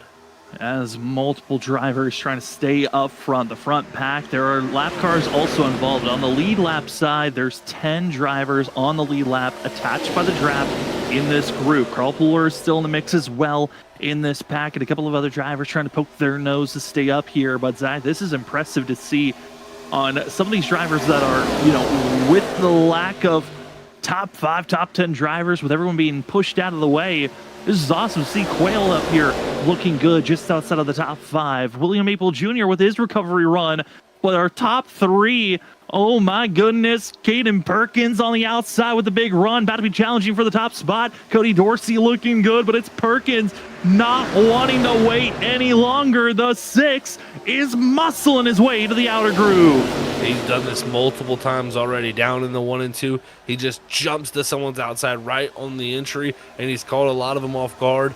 Fritz that time not able to close the door, and now it's the 56 getting pushed by the 6 down into 1. Is Perkins going to do a similar move? He looks there to the quarter panel, and I think Perkins will have position here off of 2 unless Wolsifer is able to gas it back up. He won't. Perkins to the outside of the 56. Perkins' willingness to stay in the throttle on entry has really allowed him to keep this positioning, and now nose ahead entering into turn number 3. Wolsifer has a chance to duck low. Can he get clear? Hits the apron, and Perkins has to shuffle up in a quick reaction move by the 6. Now ducks low, and that has not been where he feels the most comfortable. I'm not surprised to see the 6 get back in line on the outside. Definitely so, yeah. He's liked this move right where he's right up behind someone and then gets to the outside quickly. But look at this. Wolsifer knew that's what he wanted. He covers it off, but it's left the door open. Scott Fritz says, you know what? Thank you, guys. You guys worry about each other up top. I'm going to go around on the bottom. Scott Fritz now going to get a big bump from Richard Wolsifer on the backstretch. Going to allow them to just send it into turn number 3. And Adam Buzzio very vocal as they were through 1 and 2, saying they were 3 wide as Perkins trying to find a way to loosen up the 56 rear end, not able to do so through 3 and 4. And you got to give credit, this ARCA car has really stabilized out a lot more from last season to this season on how drivers are able to get right on the rear bumper heading into these corners. Perkins there tried it again, but just lost the nose on entries. He got out the throttle, got up into that wall, but it's now him regathered it up off the center, and now going to be back on the back bumper of the 56. But here comes Wolsifer. He's got to run on his teammate Scott Fritz. Will he dive to the inside? He waits and thinks better of it, as now the 6 going to look to the inside. Does he try to do something a little different this time, as the outside has been covered off multiple times by this 56?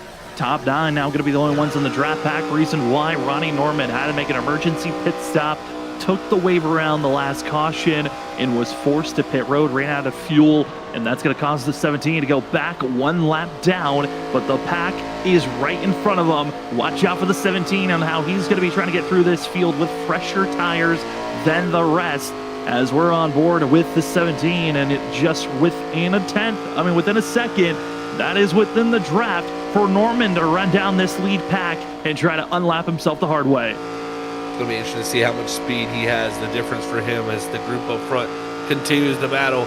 Up there as Perkins and Wolsifer are side by side now finally, as they're kind of letting Scott Fritz control this race up front and not really have too much pressure on him. Well, you're going to have a little bit of lap cars trying to get into the mix. That's going to be the 00 of Dustin Stallings, who's just behind Cody Dorsey in the 00 Batman green and black machine. You also have Carl Pooler in the mix, and curious on how well they're going to do as we're on board with the 17 of Dorsey as he runs right up on the back bumper of Dakota Bly. Last car in line in the lead pack, who's just, again, survival mode is the way that 88 got his way into victory lane back at Iowa. It's how he's gotten himself placed in the top 12 in points entering tonight. Bly is looking good to be in the chase. But here's the drivers that are inside of our top 5 racing against one another. And it's the lap down driver of Dustin Stallings that's on the outer groove. With every driver that goes for a pass, the 00 just makes one more pass forward, and he's just a couple of positions away from being just one lap down. And that's really important because he knows, I think he sees Ronnie Norman not too far behind there in the background in the 17 on the blue car on the inside of our shot there.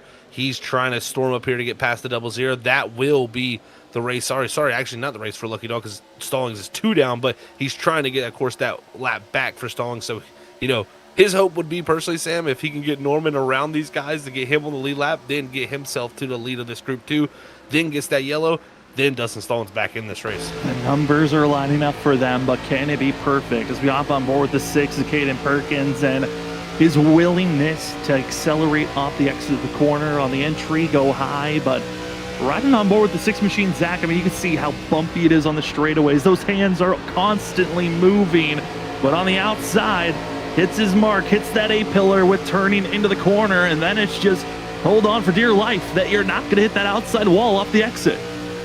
Take Richard Wolfsford there and get to his quarter panel once again on the outside of the corner. So that was a great move there from Perkins, but the side draft from the 56 keeps him alongside.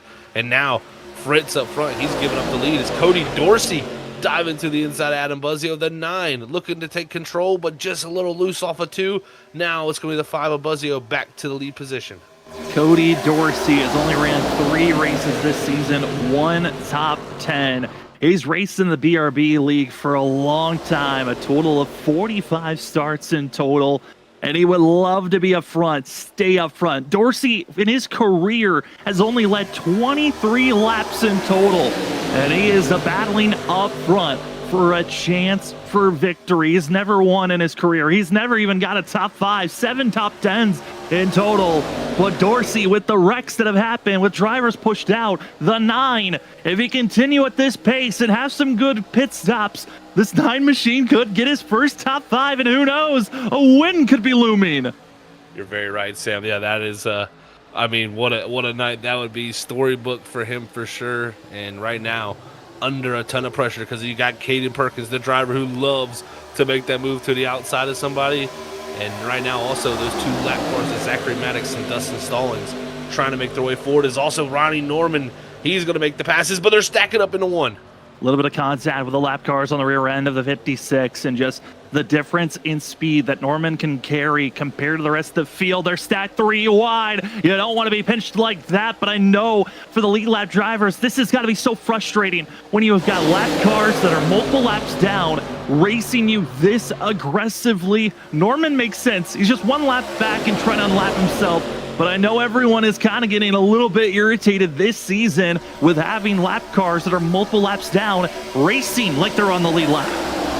Definitely can get frustrating. I understand Norman, of course, like you said, and I also do kind of understand Stallings' point of view of being aggressive here and trying to get something to happen because, again, if he can get to that 1 lap down, he will be in position at some point to maybe get the lucky dog if we get a yellow. So that's important for him to get back to 1 lap down and not be 2 anymore. As now Norman going to dive to the inside of the 00. Is that a big tight moment for Stallings trying to gather it up.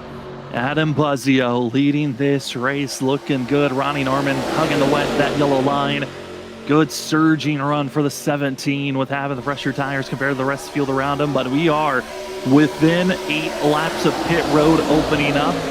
Zach, I know you've been trying to calculate the number. What are drivers looking for? What's the lap number that you feel like they need to hit if they're going to make it? As Dustin Stallings snapping loose on entry, and the 00 holds on. And another wreck could have happened, but a big save for himself as Gray Walker snapping loose off the exit of 2. Wow, yeah, big moments for a few of these guys here late into this run. But yeah, Sam, talking about the fuel mileage, they went green about 60 to go in this race. And with that playing out, I mean, you'd have to go 30 laps on a stint of fuel. I don't think we're going to see that tonight. So I think at some point, these drivers are going to have to make at least 2 pit stops here to the end of this race. And I'm interested to see who's going to pull the trigger first, because right now everybody's kind of waiting, kind of in the lull moment of the race, trying to get to a number. But again, at some point, there's going to have to be a shorter pit stop with the way the numbers are. How will the numbers line up as Ronnie Norman is almost fully unlapped himself? He's trying to do all the hard work on his own, but just needs one, maybe two more drivers to work with the lap down crew to have a chance. Let's see if Cody Dorsey, if he gets a good launch off the exit of the corner, might as well try to latch on to that 17's bumper, give him a good push. I mean, Norman could be your spearhead to get back up to the lead position, but nobody wants to attempt to work with him except for Caden Perkins. Scott Fritz, big launch for himself as he doesn't want to stay on the outside, utilize the momentum to take the lead. This has been fun to see drivers on these big runs as the race has progressed on everyone learning, okay, aggression is working. I just got to make sure that I time that entry into turn one perfectly, that I don't overcook and run into the driver ahead of me, but I also don't ruin my entry into the corner, and that's what we're seeing these drivers dialing up lap after lap. Definitely getting better at it as the race goes on. These drivers all filling it out. They definitely can get that figured out for sure, Sam, and have that timing right. But now side by side for the lead, Adam Buzzio trying to make the move. Can Scott Fritz hold on? Because look right here in the background, it's Ronnie Norman in the 17. He's trying to get around him, and this would give him back on the lead lap the old-fashioned way. And you also got another couple of lap down drivers getting into the mix. It's going to be Zachary Maddox in the 14, who's going to be behind the 17. So you're going to have the lap down drivers trying to work as one on the inner groove to try to unlap themselves. 10 laps down is Zachary Maddox as he's trying to get back to only 9 laps down if he's able to get by this lead group. Ronnie Norman, again, just 1 lap down. And currently, if there's caution, that 17 would get the Lucky Dog Award, unless he's able to find a way to get around this lead pack cleanly. And then if a caution comes out, that award would go to the 00 of Dustin Stallings, who's currently 2 laps down. That it would, yeah, that would be huge for Stallings. He wants to see this 17 get back on the lead lap. That'd be huge for him. And also looking at the things, 14th and 15th with Zachary Maddox, being 10 laps down. So is Carl Pooler, and he's right in this pack also, not too far behind. So that battle for 14th and 15th is still possibly going on right in this group. But it's Ronnie Norman trying to unlap himself, but it's just so tough. Everybody lines up on the outside. He's been so much quicker through the corners, but down the straightaways, he loses multiple car lengths that he's got to make up through the corner entry. Okay, just keeping an eye out on the 14 is Zachary Maddox. Where does he want to place himself? Being 10 laps down. No, he wants to get by everybody. Is he going to force the issue on the outside? Does he duck low? Does he just stay in line? As Norman's been trying to force the issue, kind of be a battering ram for his own chances to get back on the lead lap, and it's just not working as the 14 00 trying to get in line, and now it's 3 lap down drivers on that inside groove, and our leaders really not able to fight against one another. It's kind of just survive on the outside and wait until you have to make your pit stop here in the next lap or so. As we've been under this stint for over 26 laps, we're expecting pit stops within the next lap to 3 laps.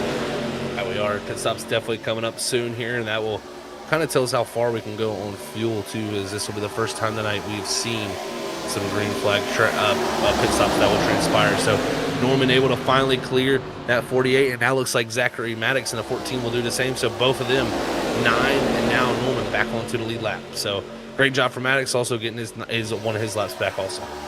As the top 9 drivers that are on the lead lap still attached to this pack. Question is, when this green flag pit stop begins, who's able to stay attached to this pack? Who's willing to take a gamble? I mean, we saw Scott Fritz take 2 tires and how much he was rewarded, able to keep good pace, good positioning. I don't think you want that to be your final pit stop of the day, is to take 2 with a long stint, but who's willing to take that gamble potentially is going to be the key factor that could win you this race here tonight. See there's Stallings also. I think he'll get a lap back, so he'll go to 1 lap down. So if we get a caution now, Stallings will be back on the lead lap if he's out of that yellow for contention. So huge for him. But now Scott Fritz here coming around the lead this lap. They're 28 laps on this stint, Sam. Going to be interesting to see when do they finally pit. Where do you place yourself? When do you pit? And who's going to have the better situational positioning at the end? Cameron Taylor going to be one of those drivers that pits under this last lap, and a lot of drivers over the radio making the call. Pit road is happening this go around. Everyone's dropping to the yellow line, and a lot of guys are right on top of one another. You better hope that your braking zones are very similar, because you might run over your competition around you, as drivers are looking for opportunities to gain time, gain positioning, and lap down drivers will be pitting with the lead lap guys. So it's going to be interesting to see. Dustin Stallings, Zachary Maddox, they do not push it out any further. They decide to pit with the group, which not surprising with Dustin Stallings, but I am surprised by the 14 and Zachary Maddox that he didn't go further. Definitely a little interesting for him, yeah, with the fresh air tires that he had, not to go a little further, but maybe wants to be with his teammate there to maybe try to draft together. But we'll see how this works out, because again, the leaders were right with him. I think that'll put the lap cars right with him too.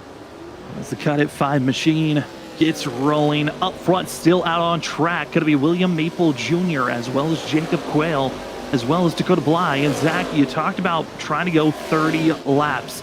Well, they just started their 30-lap stint of running currently. Now, they've been in the back half of this lead group.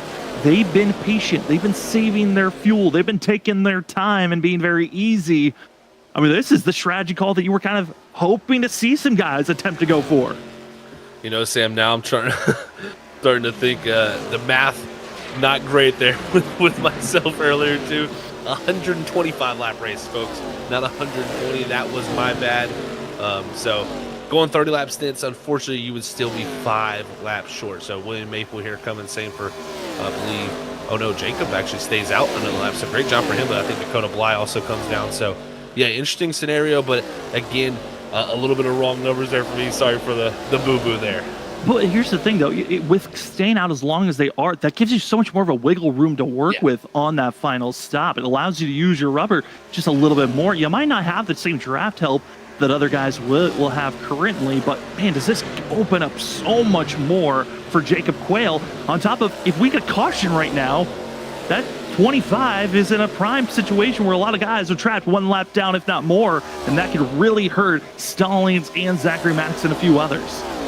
I completely agree, Sam, and I think if I'm a driver, and this is going through my head, knowing that, hey, we've pitted here around, 35, 36 to go in this race. We're going to be about, anywhere from 9 to 8 laps short to getting to the end. I, in my mind, start thinking, hey, the way I split this run up, I could literally just change right side tires and maybe get away with about a 2 to 3 second gain from having a shorter pit stop from just taking right side. So I'm interested to see who's going to do that game. Will there just be a 2-tire stop, or will 4 be the way to go? Because, again, you don't want to get, kind of left out to dry by yourself, because, again, being in that pack is just so much faster. 32 completed laps. About to be start of 33 laps completed, heading into his 34th. This is an incredible stint by Jacob Quayle as he goes 3 laps further than most of the field, 1 lap further than Maple Jr. That is impressive to see by this 25 team. Again, not expecting to have the same draft help that he's just had that last run, which is going to hurt Jacob Quayle, but this gives him a chance. You can maybe save a little bit more of these couple of laps and force the rest of the field as, oh no, trouble. And it's Ronnie Norman in the 17, wrecking, spilling around. And with everyone on the lead lap, Dustin Stallings is expected to get a lap back. And the timing of it could put him back on the lead lap. I don't think he's going to get the lap back here, Sam. He was the cause of the wreck. So, well, that takes it away. Yeah, I think we're going to see right here this 0-0 a little too aggressive in the side draft. Why are we side drafting that, though? Why? That is a bizarre. Again, we got lap down drivers racing guys that are on the lead lap for nothing. Yeah, it's always questionable for sure on the thought process. I mean, hey, I get trying to get around the 17, but he's got so much older tires too. It's going to be an easy by pass. The 81 that I think might have shuffled. Yeah, it just gets right on that right quarter panel that might have shot him down. It just looks bizarre even more because these guys and teams have had beef here this season. They've had their issues, so it kind of, there's always that underlying of biasy that can be on top of these incidents of was that on purpose, was it not? But I think looking at it again, the 81 of Evan Patinko trying to give a big push to Ronnie Norman. And just that's the no-no zone that you're kind of giving a bump. And on top of we're in a little bit of a corner, but side drafting on top of it, it's just a mixed bag of you don't want to be doing that. Yeah, I think that's what it is Norman getting the push there from the Evan Patinko there and kind of gets that car upset and kind of going to the left a little bit and angling down that way. And then you also have the 00 kind of coming up the side draft, the quarter panel there. Just tough timing, but yeah, again, that is going to hurt Stallings because again, he's not going to get that lucky dog from being involved in that incident. It doesn't fully hurt him because he was racing the guy that was the leader, and by not intentionally or intentionally taking out Ronnie Norman there, it's like getting a wave around, and it is now currently just one lap down because of that caution coming out, and because he was able to get by the leader at time of the yellow, Stallings in a way gets a wave around with that incident. It's definitely going to be interesting to see how that plays out. Also for race control, how they deem that, because again, it was kind of two ways about that incident, so we'll have to definitely see what the verdict on that is. But I think Caden Perkins is going to win the race off the pit road after it's all said and done. Just topping off on pit road with some fuel is the 6 machine. Scott Fritz also topping off. Majority of the field not wanting to use another set of tires. They want to wait until the very last moment. But this does put us in the category of if you know how to save the fuel, you can take it to the end. Yeah, you definitely can. I think it's going to be in the realm for that to happen for sure now. With what we've seen from the likes of, Jacob Quayle, that was amazing. 33 laps on a stint, so it's showing that you definitely can do it. He certainly does. Who's willing to be patient on attack mode? Who's willing to be aggressive? That's going to be the key factor of note to watch out for, as it's been a fun one to watch so far here this evening as you've been watching the Everclear 250 from Michigan International Speedway. The field has been given the 1 to green indicator. Evan Patinko officially out of this thing, the 81, calling it a night as he is out of this thing, which will leave us with a total of 15 drivers out on track, only 11 on the lead lap, with Coulter Clark in the 4 machine going to be in 11th place. But looking at the report, and 81 of Evan Patinko by race control was given the penalty. And with Evan leaving the server, will not have to serve the penalty, but was at fault for that incident. I mean, Zach, I feel like that makes sense. He was kind of the catalyst movement of that whole entire situation. It's just a lot of what's going on here with lap down drivers and lead lap drivers. A lot of factors that play into that one, but yeah, I think like you said, it's kind of the catalyst was the 81. So, that's where race control went. So, great call by them, and we'll see how this shakes up the field now. As Cameron Taylor in the 42, he's going to be 1 lap down along with Dustin Stallings. So that will be your fight for that lucky dog spot. I'm curious to see how those guys are going to be trying to work with one another. Cameron Taylor, again, one of those drivers that's outside looking in, needing some big points if he wants a chance to steal a way into the chase. But pace truck is off. It's Perkins, Fritz into the restart zone, and the Everclear 250 is back underway. And Caden Perkins in the 6 machine, aggressive moves on the outside is what's kept him up front throughout this whole entire run. But it might come down to fuel saving. Is the outside where you want to place yourself, or is it stay low, save the fuel until those final laps? Here we go as the field exits out of turn number 2. A little bit of blinking from the 18 of Gray Walker. But Zach, the field looks good as we head into 3. That they do is it's now Perkins in control of the race. It's Wolsifer up to second. Scott Fritz's teammate back firing down the inside. He'll slide up in front of the 56 and make the big move stick. Now they're going to have a big run on this 6 down the front straightaway. Where do you go? Do you stay high? Do you go low? Do you use Perkins' own move against him by trying to get to his outside quarter panel? And it looks like it's going to be just follow in line. And Jacob Quayle says, not for me. The 25 ducks all the way to the yellow line and clears for the lead as from third to first. What a move by the 25 as drivers are ducking all over the place. It's going to be Carl Pooler who goes down to the apron, back in line, and now it's Coulter Clark to the point. Wow, what a move from Clark there as he makes his way up here. He was once damaged. His car is now fixed up. He's able to have a lot of speed. Coulter Clark now in contention for the win. Coulter Clark, last drive to win back last season when we ran here, led 11 laps of the 125. And it was just slow, methodical moves. He ran down the field, got a little bit of help, but ultimately at the end, the 4 got it done. And here tonight is being aggressive early, the ultimate goal that you want to go for, or have these drivers already been given the all clear, you're good on fuel, just build a lead and hold on to it. I'm curious if that's maybe the mentality some of these drivers are going for, and the others that are falling back the clutches of the Hornet's Nest from 5th on back, they're still thinking about saving fuel. I think for sure a lot of people are in that boat. Sam was saying, I just need to manage my fuel, kind of get to a number first, then I'll be able to kind of go a little bit quicker. So we'll see, when does everyone have the feeling of trying to go out there and push, because right now Jacob Quayle, Coulter Clark, they have launched out there to a 1.2 second lead over Caden Perkins, who has got Scott Fritz, Adam Buzzio, and also that 56 Richard Wolfsford not too far behind is right here. You see Zachary Maddox trying to climb his way through.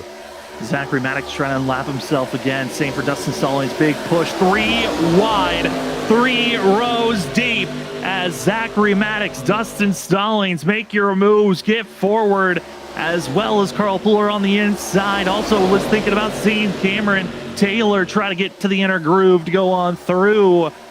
Well, these guys that are a lap down, they're racing like this is the lead lap. They're on the lead lap, and this is the last lap with some of these moves that are going down. Dustin Stallings trying to get back on the lead lap the hard way as the 00 ducks down low, trying to get by Adam Buzzio. But this is the guys that are third on back. This isn't even for the lead position as the 00 and the 14 get in line and bug track forward. 00 and the 14, I think they're going to try to possibly drive up to the 4 and the 25 and not save as much fuel, because I think these drivers back here all thinking about fuel numbers. Just look at Cameron Taylor around the top 3 wide in the 42. He needs to have a great finish to this race for him, as right there getting squeezed up into the wall almost by the 56. And being the second driver 1 lap down, this is not going to be helping Taylor out in any way until Stallings has completed the pass to get back onto the lead lap. The problem, those leaders that you need to be challenging are all the way up in 2.5 seconds ahead of the 00 and 14, as everyone else just mix and mingle. Hope that you don't get forced in the outside wall, but man, have they been playing a little bit of ping pong and just being pushed around in the middle of this pack. That they have. I tell you what, man, they're flirting with disaster on the entry of 1 a few times, Sam. They are up there trying to really cover off any moves to someone to get to the quarter panel on the entry. I think people are tired of that feeling happening to them into the corner, and they are going right against the wall in the entry, and it's getting so close. As now Wolfsford jumps to the outside of Gray Walker. That's close. Almost got into the quarter panel there. Got to stay out of that because you don't want to see him turn them. Caden Perkins going to be on the outside and going to be trying to push the 56 forward as they catch up to Scott Fritz and Adam Buzzio, and this has kind of been that worrisome spot as everyone checks up into the corner after those big pushes and working together. As Fritz gets by, Wolfsford trying to get by the 71 of Carl Pooler, as Pooler and Maddox, they're racing for position, being 9 laps down for all these guys battling for 5th position. It's just back and forth, and as they continue to race like this, Zach, I mean, Coulter Clark, Jacob Quayle, they're 4 seconds ahead of this pack right now. Wow, that is wild to see that gap's grown that much already. And looking lap time wise, they're about a half second quicker than the group, so no surprise to see them opening the gap like that. But I do have concerns. How much are they concerned about fuel, or are they just thinking, hey, they're going to wreck back there at some point, guys, with them all stacked up. Let's go out here and keep the track position and stay out of that. And we're seeing, I mean, Jacob Quayle's clutching into the corner. That dropped down to 1,000. I mean, he's going this fast while also saving fuel. It's just showing the side drafting, the not willingness to work with one another, it is hurting that much in speed for the major pack of drivers third on back of Adam Buzzio, Perkins, Wolsifer, and the lap traffic mixed in between. They're still scattering all around, but Coulter Clark, I mean, Zach Bryan on board with him. This Ford's looking good for himself up front. There's really no challenger as Quayle is trying to save fuel while the 4 is building a gap. I love what the 25 has done. You saw how much fuel he saved the first run. He's now out of the group and able to really kind of run his own like kind of pace with the clutching in that he's doing. So very, very interesting for him. We'll see how far he can take it, of course. Maybe this will be the winning move that pays off as we watch Coulter Clark lead out front. That second group, though, Sam, I'm getting concerned. There is so much pushing, shoving, and so much just very sketchy side drafts. You know, very, very aggressive ones. And that I think, you know, are the big thing I kind of stress to people in iRacing. The closer you get, the side draft doesn't really get too much powerful. Once you start and initiate the side draft, it's already happening. So there's no reason to really touch each other's doors. You're just taking a big risk by that. And these guys are doing that. I mean, we're 5 laps away from someone wrecking. We're 3 to 5 laps. We're not making it to the end of this race. These guys are slamming the wall in the straightaway. Yep. They're hitting each other while they're on the straightaway. They are utilizing, not side drafting. This is just destruction derby contact that is happening on track of you are in my way. You're side drafting me too much. Well, I'm going to get you loose by doing a little bit of a side check, get you out of sorts so then I can drive away as you're trying to save your car. And this is just getting mixed and mingled with drivers willing to make every move to get by one another. It doesn't matter if you're on the lead lap or if you're a lap down. We're going to make these passes happen or we're going to go out with a hellacious wreck because I don't see this pack of drivers making it to the end with the way they're racing each other for the last couple of laps. I've seen like 5 or 6 moves when we were watching up front that I was like, well, there it goes right there. But it's just, they're getting away with it. They're getting away with it for now. And I can tell you, you'll get away with it at times in iRacing, but at some point, you're not going to get away with it. It's going to trickle down and multiple are going to be involved. And next thing you know, we'll be back under yellow and this whole race will be turned upside down on its head because fuel mileage will get thrown out and it's going to be an all-out brawl at that point to the end of this thing. So be prepared, drivers. If that yellow does come out, it's going to get crazy. And if a yellow comes out, then the question of who's got tires to work with. We saw Scott Fritz. He took 2 tires and within 2 laps just climbed through the field. He really got stuck because of the dirty air up front and the lack of help. But if you tap 4 tires and there is 10 laps to go in a race, there are opportunities to pass everyone and get to that lead position. But if everyone has tires, who knows, overtime might be calling our name for the second time in the history of the BRB Sundance Pro Series, but Jacob Quayle has been caught.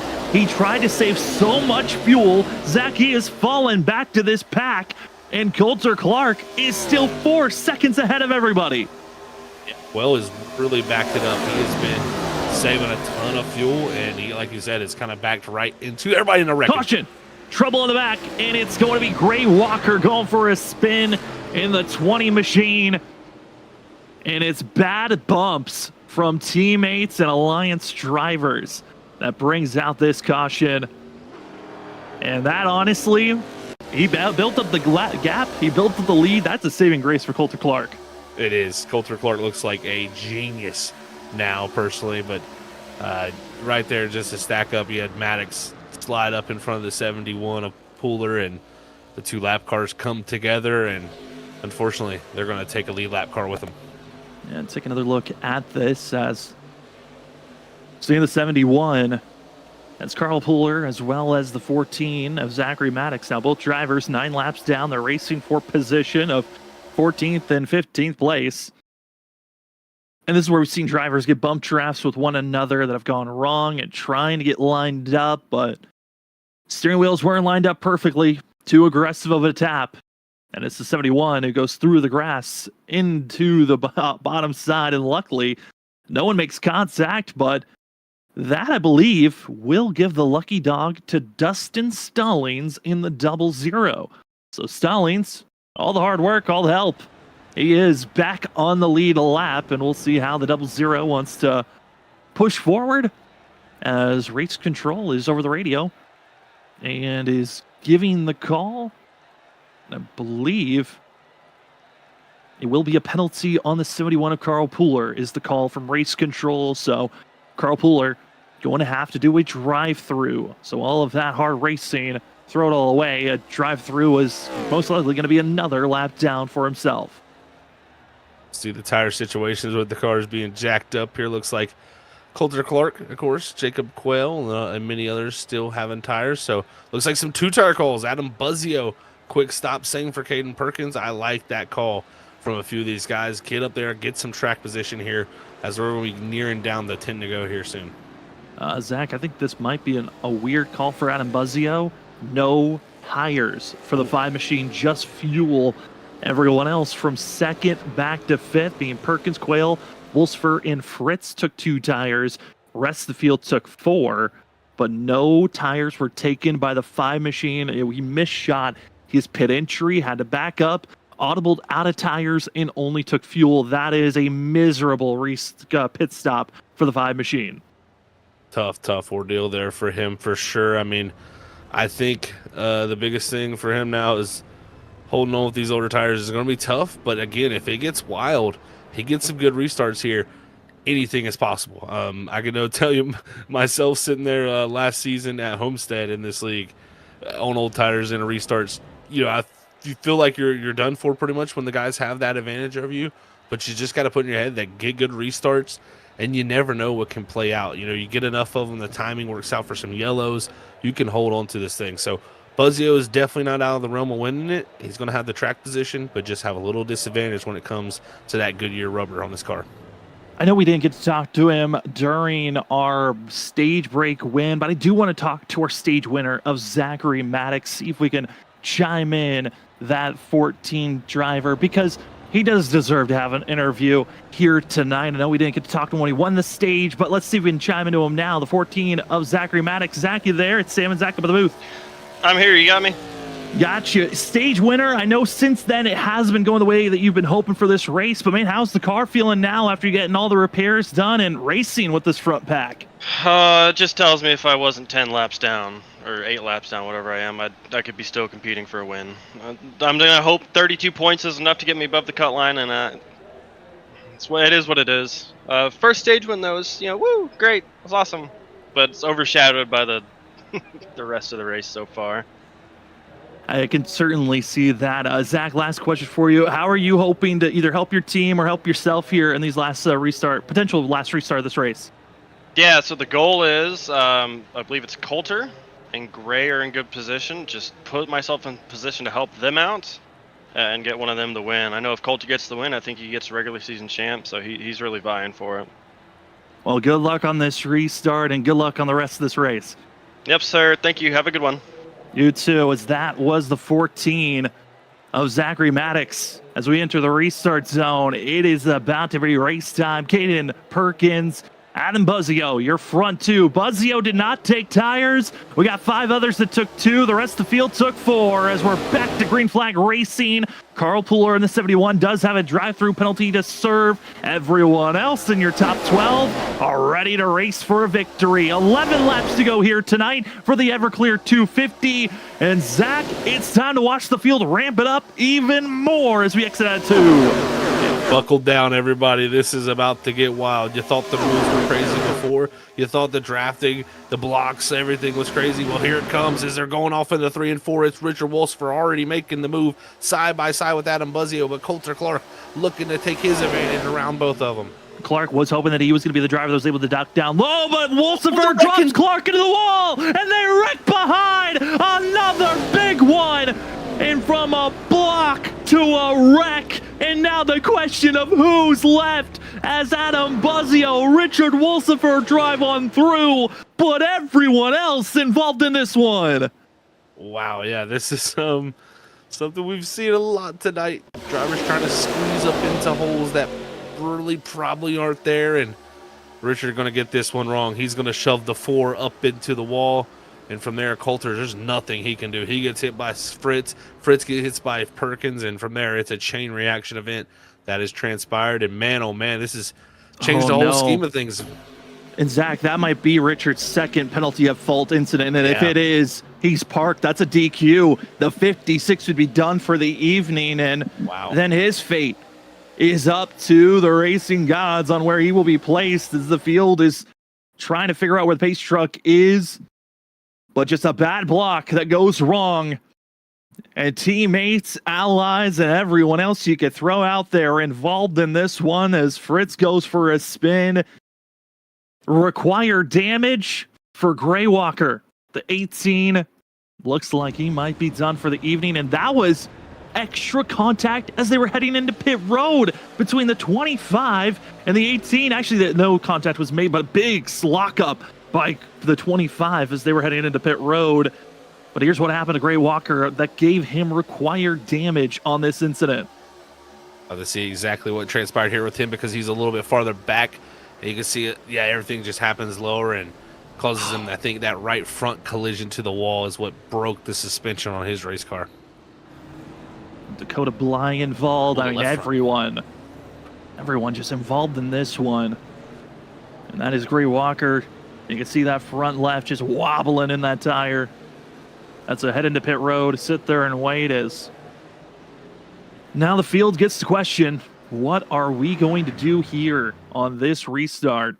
As Richard is now disqualified. And Zach, the field shrinks even more with 9 laps to go. And I'm looking at the time.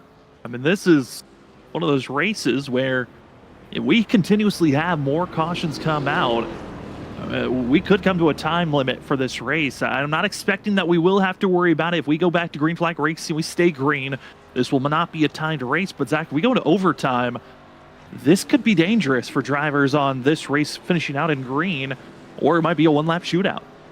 You're exactly right. Yeah, the time is definitely dwindling down here, and I think everybody's got to have that in the back of their mind. But again, I think they're all going to try to at least get it around for the finish there. And I'm surprised to see is Coulter Clark. He's stayed out here, Sam, and he is, I mean, his front is destroyed. He's got no more tires. I mean, yeah, you can get damage repair, but might as well stay out for track position if we're going to have another wreck. You'd like to be the driver up front, sit in the middle of the pack. Definitely so. I think this inside line's got to be prepared for that. Might not have the most speed for him. I think if you're Adam Buzzio, though, hey, those older tires cooling down even more here. I think this just gives him that much more of an opportunity to hold these guys back. But he's going to have some feisty ones there. Caden Perkins, he caught a piece of that. His left front's a little hurt, but I don't think it's too bad. So he's right there in that outside lane in the 6 machine. But you also got Ronnie Norman on the bottom there in 3rd. We know, if he came back from 3 laps down to win this thing, that would be a wild scene for him, especially being involved in a wreck not too long ago. And then don't look too far. Dustin Stoll is right there in 6th, and Cameron Taylor in 7th. He's, I think, the one you got to watch for. Cameron Taylor, he entered tonight as the driver entering 13th in points. It was a 7-point difference between Taylor and Dakota Bly. Now, Cameron Taylor didn't get any stage bonus points. Dakota got 3 stage bonus points. The 88 got a little bit of that contact. He's got some damage repair to deal with. There are lots of points still on the line. Who will make it into the chase? Only 12 drivers do. And let's figure out how the Everclear 250 will finish out. You talked about the inside not going. They didn't go at all. It is all Buzzio. Perkins on the outside. Coulter Clark ducks low. Dustin Stallings able to get to the outside. And here we go, Zach. It is all on for Buzzio, Perkins, and the rest of the field has to try to catch back up with them off of 2. That they do. Buzzio ran a great line there to get a great run off of 2, but it's going to be the draft that helps Perkins claw his way back into this. Down to 3. Buzzio's looking to run away, but the tires are going to be what's holding this man back. He's just got to put some perfect laps together. As William Maple Jr. up into the top 3. He's going to have to hold off that 0-0, though. How do you get by and can you hold back this driver? It has just been a fight. It's been a brawl. It has been everything hoping for it. Perkins goes low, wrecks off the nose, back into Stallings, back into more drivers. No caution is thrown. Now it is. And the 6 tried to block it. It went horrifically wrong and said, you know what, we'll finish off the job, and came back up the track. Oh, this is wild here as you're going to see down the front straightaway. Maple Jr. had a great run. He's going to look to this outside, stay there, but it's Stallings who looked to the inside, and 6 saw it coming. He blocks it. That spins him down the track, back up into him, and Cameron Taylor also involved in it. That's tough for him because he needed a great finish. Cameron Taylor, Dakota Bly, Dustin Stallings, and Gray Walker require damage for all 4 drivers. 3 of them were on the lead lap. And it just continues to shrink lap after lap on who's surviving to the end of this race. As we've got 18 minutes left in the server, and there was nowhere to go for this 42 of Taylor. Oh my goodness. And William Maple Jr. is in second right now. Got Cody Dorsey in 5th. Coulter Clark, even with the damage, I mean, he's currently in 6th. It's wild stuff here, man. You got Jacob Quayle. He's going to be 7th. His car is actually clean. Perkins, surprisingly for the 6th machine, he's actually still pretty decent after all is said and done. So he might have an opportunity to get back out there. But, they're coming to pit road. Hey, remember, Buzzio didn't take tires. He still has a set to work with. Everyone else, damage repair to take. This is setting up for Adam Buzzio. Is it 2 tires? Is it 4 for the 5? Who else has a set to work with? Or is it all damage repair because everyone is heading to pit road? Again, Bly, Stallings require damage for himself, and Stallings is just wrecking on pit road. Yeah, I think his car is like, it has no front suspension to turn, and he's been having some issues getting it into his pit box, so. Yeah, he might just want to reset. He just needs the tow. I mean, at this point, he almost had Ronnie Norman run into him. I mean, just pit. I don't understand. Take the tow. This is a joke at this point from the 00, as he's having his fun, I guess. Instead of just taking the tow, he's just gonna try to dismantle the car in front of Quayle. Definitely an interesting moment there for sure for him, as he's going to bring it to his box. But yeah, he's not even. I don't even think he can get into it. Yeah, I mean, his car's completely destroyed. All right, well, we're gonna move back up and leave whatever that 00 is doing to his own devices, as Ronnie Norman topped off on fuel, got a little bit of damage repair, no tires for the 17. 2 tires were taken for Adam Buzzio. Damage repair was taken for William Maple Jr., over 51 seconds of that. Still in pit road is 4th place runner of Quayle. Same for Coulter Clark. Just leaving pit road is Scott Fritz. I mean, this is 4th on back, 3rd on back. Everyone has massive damage they're dealing with. That they really do. So this is, I mean, again, going to be a interesting finish to this one, because, again, there's going to be cars limping around, and then you're going to have Buzzio here trying to get around the likes of Ronnie Norman, who looks to have, only took fuel. So we'll get an interesting little battle. And, man, if William Maple Jr. can come out here and win this thing, what a story that would be.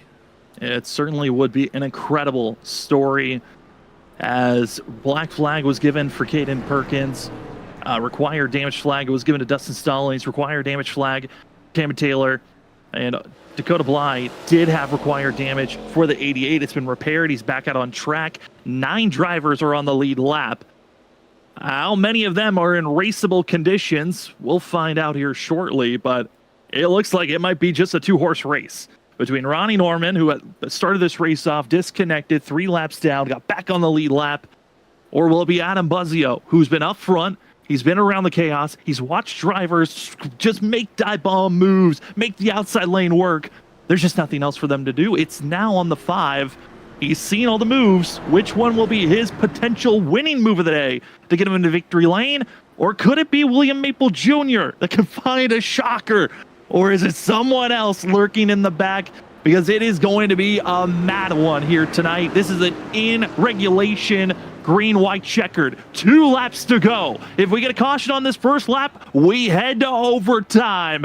It is time to see who's winning the Everclear 250 for the last race of the regular season. Ronnie Norman, old tires, takes off in good. Adam Buzzio, he's got 2 freshies to work with. Is it enough to get into victory lane as they go into turn number 1? Will they fire up in time? That's going to be the question, Sam. Will those tires be enough to work as he has the run through the center of the corner down to the inside here off of 2. Buzzio going to look for the side draft. This is going to slow these 2 down. Look for the run from behind, but they're side by side behind them also. This is helping them.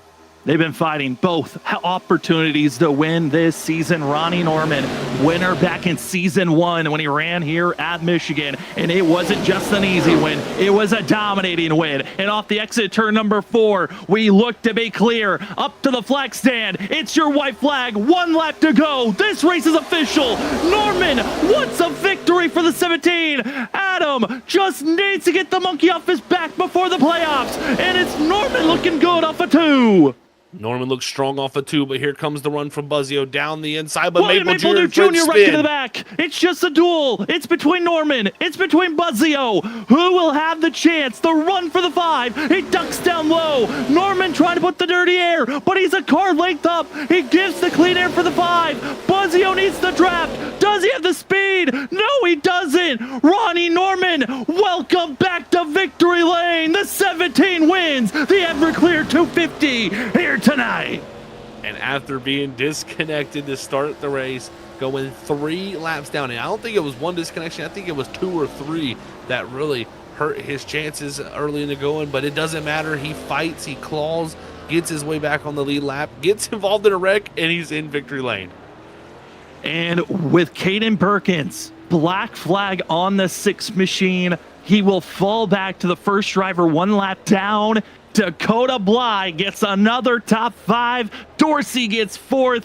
Jacob Coyle 3rd. What a job from those drivers, fighting through the damage, fighting for their chances.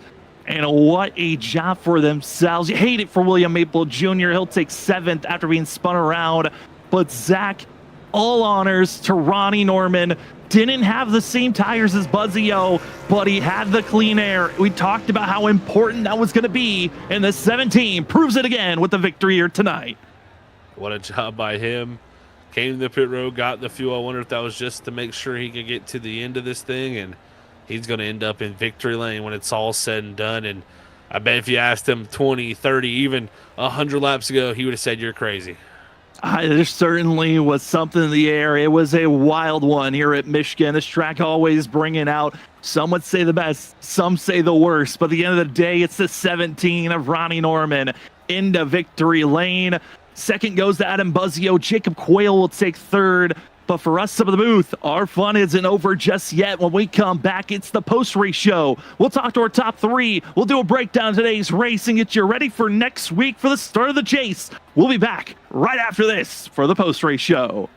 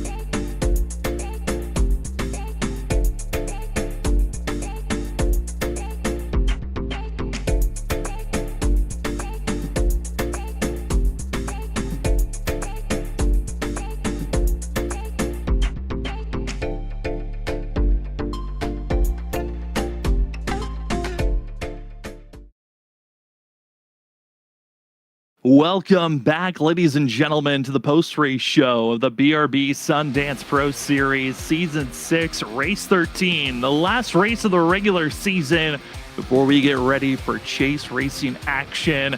The Everclear 250, there was never a clear picture until that final lap when we knew he was going to victory lane, and that goes to the 17 of Ronnie Norman. He had moments throughout the season where you thought he was finally going to get to victory lane, but it came away here at Michigan. Ronnie, it's Sam and Zach up in the booth. I mean, you've been fighting, you've been clawing, you've had full teams trying to stop you from getting to victory lane, but tonight you get it done. How are you feeling after this chaotic mess from Michigan? I'm completely wore out. I'm mentally drained. A little bit of everything for sure. I don't even think I was even on the lead lap until lap 70. So 4 laps down, losing connection right off the bat. Definitely not a good start to the race. And I just knew, to keep clawing. And unfortunately too, when I came back in, we only get 4 sets. My pit crew took a set away from me when I re-entered the track. So I was already hurt with a less set of tires. So I had to stay out. I think that first run, I didn't even change a set of tires until lap 70 because I needed to get back on to the same strategy as everybody else. So, yeah, it's been an interesting night to say the least. Don't know how I'm sitting here talking to you guys in victory lane at all. Got a little bit of caught up in some stuff, was able to keep the nose clean somehow. Like I said, I came down with the green-white checker just to check and see if there was any optional repairs, and she said I was good, so that's how we got the lead coming out of pit road, and I guess the rest was history. Luckily, I just pit and had a good set of tires on with Adam coming out and putting some fresh tires on, so I just knew I had to get a good jump on that restart, which we did, and that high side was so dominant, as you can tell when we were running long runs. Got that high train going, so just was able to hold on to the high side and bring her home. So yeah, it feels great to get it done. Final race of the regular season, so a lot of momentum heading into the playoffs, and just like you said, just glad to finally get one in the win column for sure. Definitely so, Ronnie, man. Congrats on that. That is a valiant effort to come back from 4 laps down, man. Take us through that mentally, because as a driver, sometimes when you're that many down, it's almost impossible to think you're going to get back to it. But, as the yellows started coming, did you start to feel like, man, maybe this might fall my way?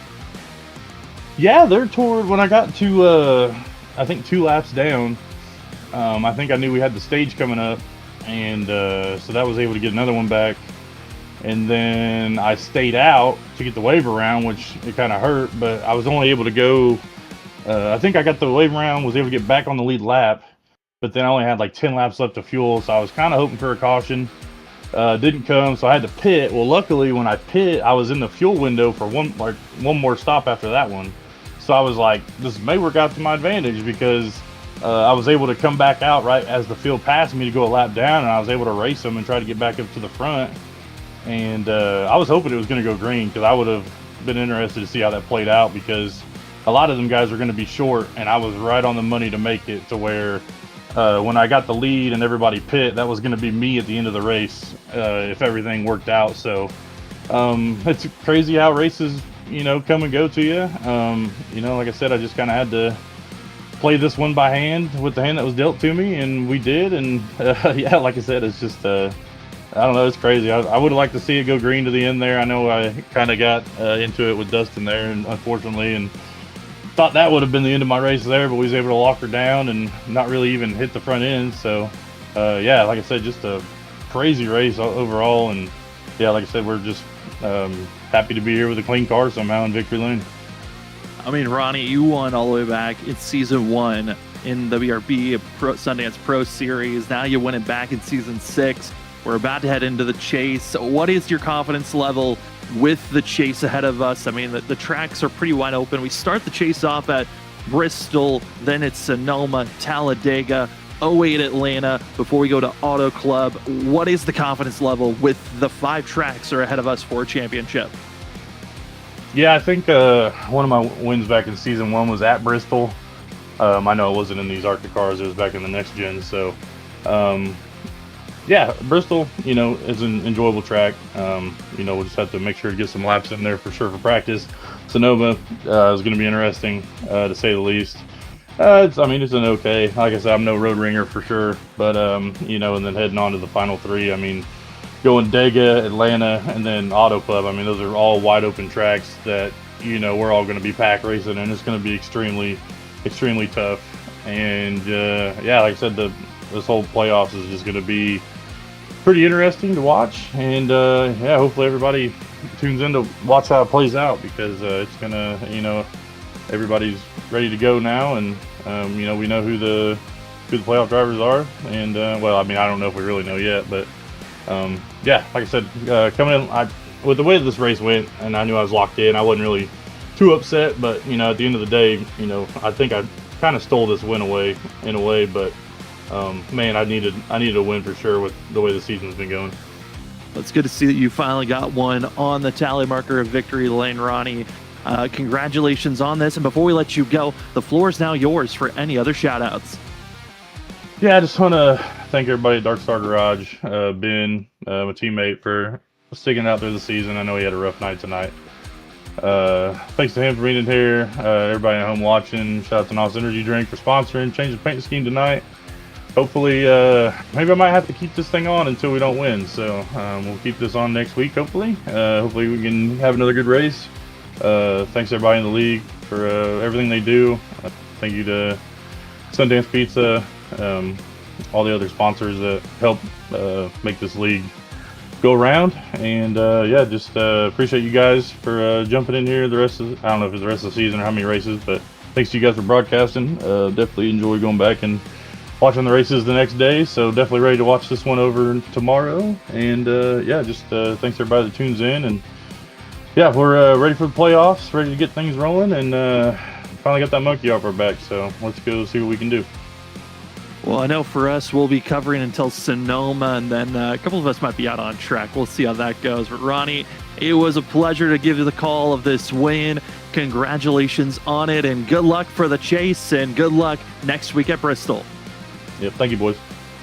As that will be your victor here tonight of Ronnie Norman in the 17. A good way to start out heading into the chase. But we go down to second place, where we talk to the 5 machine of Adam Buzzio. Adam and Sam and Zach up in the booth.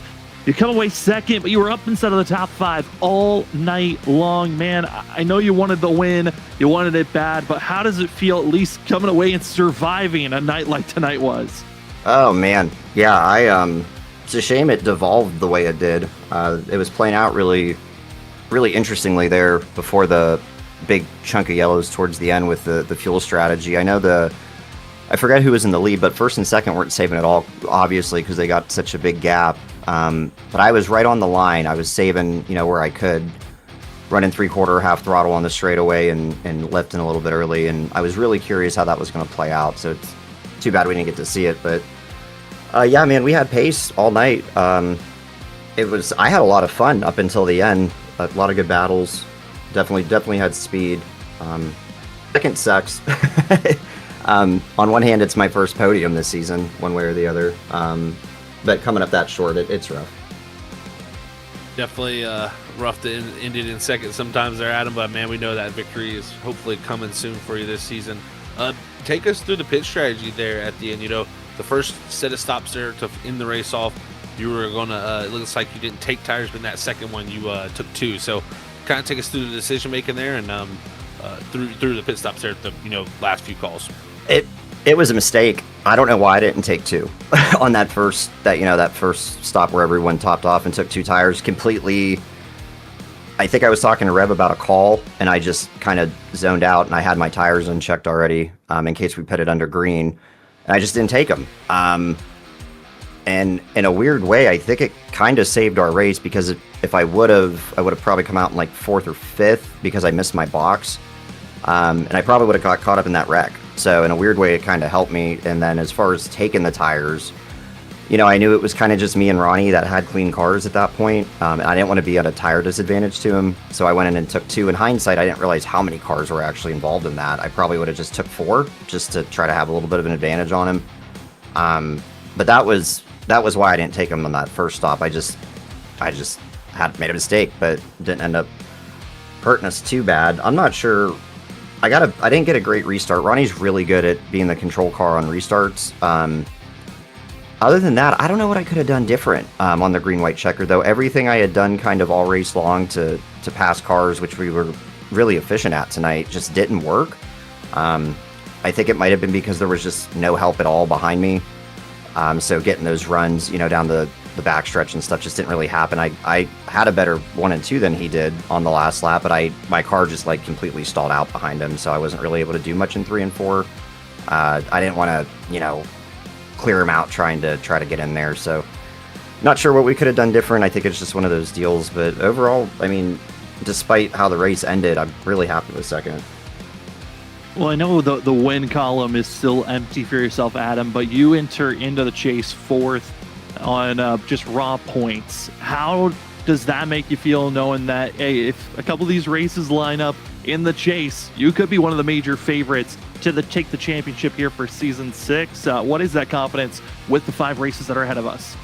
Yeah, I mean, honestly, it makes me feel really, really good. I know not having a win is disappointing, and I'm bummed out about that. We were so close so many times this season too. Even last week, we got, and that wasn't anybody's fault. It was just a bad deal in the last lap. But it makes me feel good because it just shows how consistent we've been. Like I said, tonight's actually my first podium.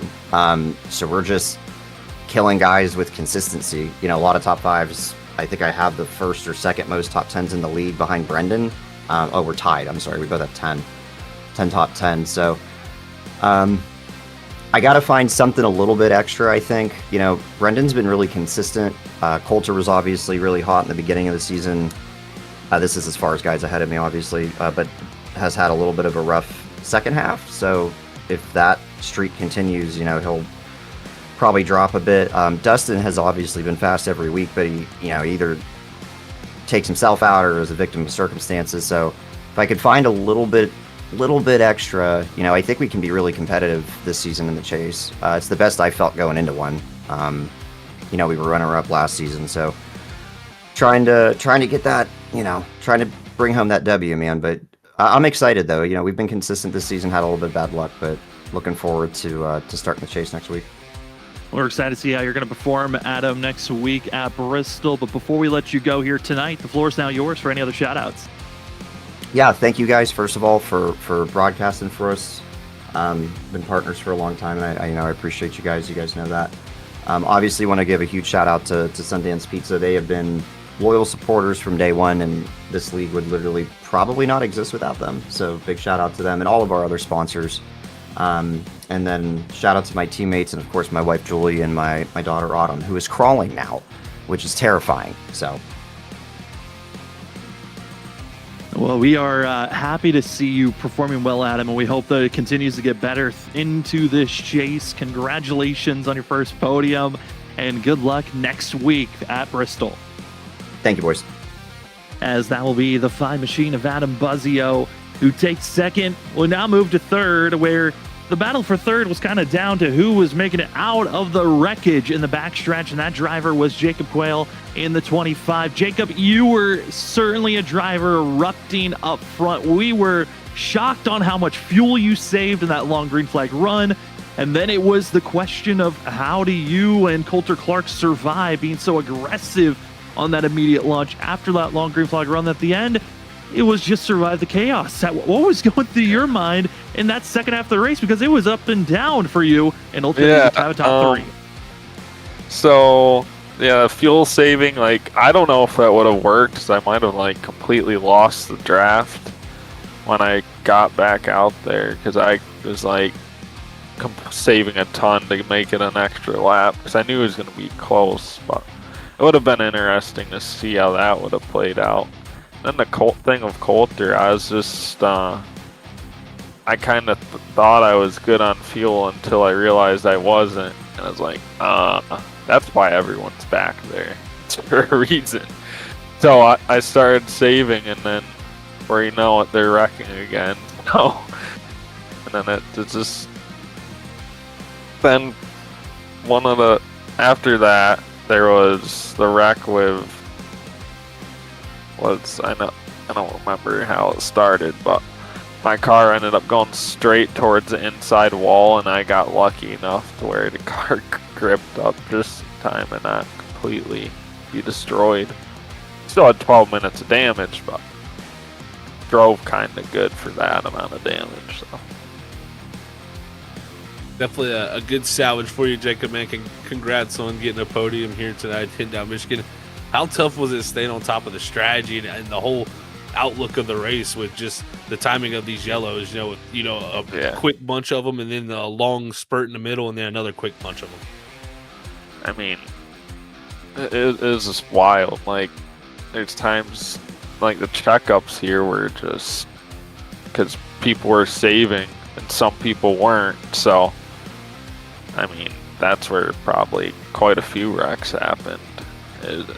It's just crazy. Like, I'm at a loss for words for what the hell just happened at the track.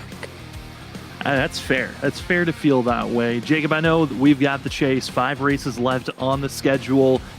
You're not in the chase, but what's your mentality on these final 5 races? What's kind of the mental goal for yourself to finish out season 6 strong?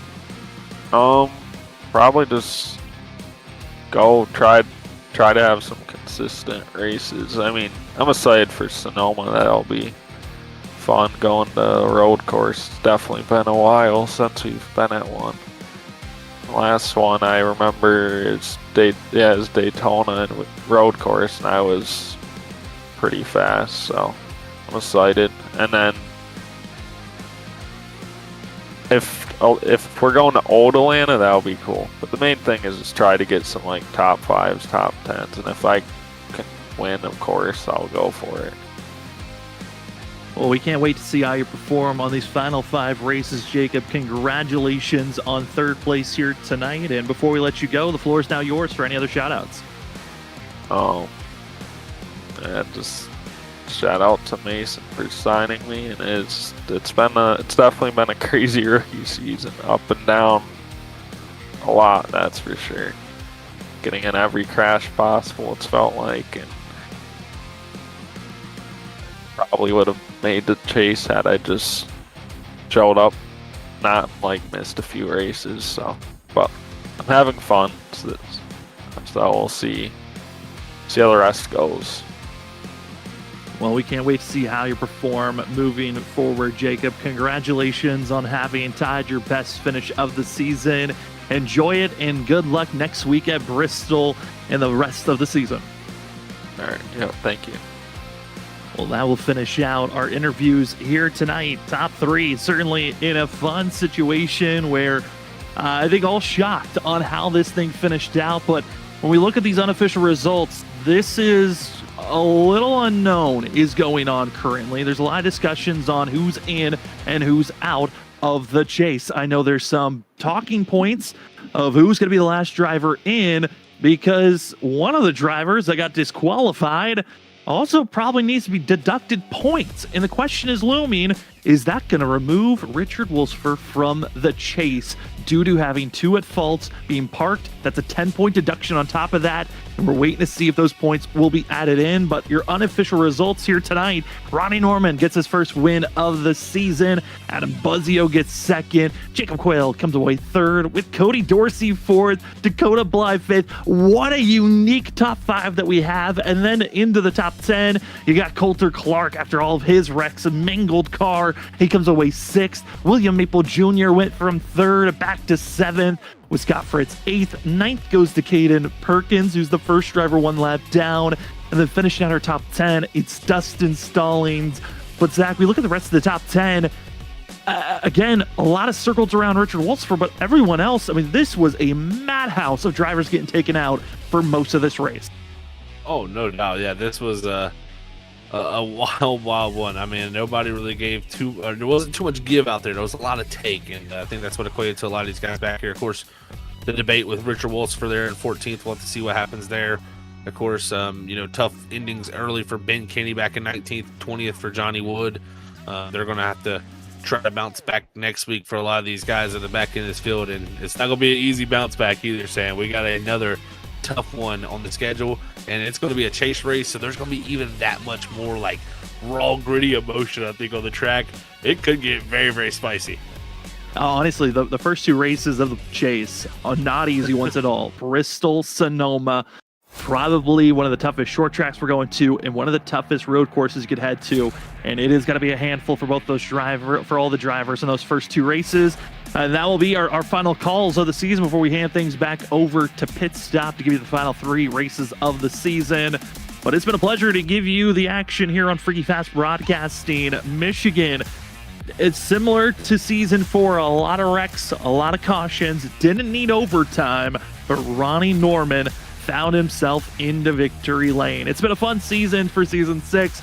We do want to say thank you to the major sponsors that have participated and partnered up with the BRB Racing League. First and foremost, the title sponsor of the BRB Sundance Pro Series, Sundance Pizza. If you're in the Wickensburg, Arizona area, I highly recommend. I've tasted the pizza myself. It is worth the go if you're in the Wickensburg, Arizona area, or just anywhere close. Try to drive and test out their pizza. It is fantastic. Also, MX Wraps, Performance Food Services, RevSimShop.com, CC Business, and Whiplash Sim Cams for being the sponsors, tagging on board with season 6. But Zach, Michigan, I don't know if we're able to bring it up. I don't think we can on this screen, but I was curious if we could bring up the race report, because this was a lot of wrecks. And yeah, I mean, Zach, it's just there were too many wrecks to count. It was so many here tonight.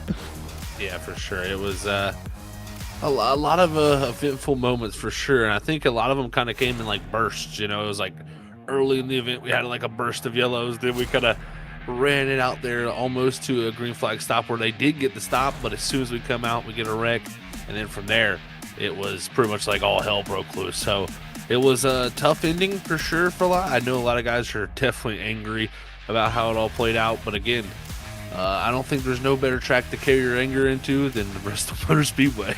Bristol is certainly going to be one of drivers using the chrome horn, or will they make it to the end? But we got plenty of more racing action that we call here on Freaky Fast Broadcasting.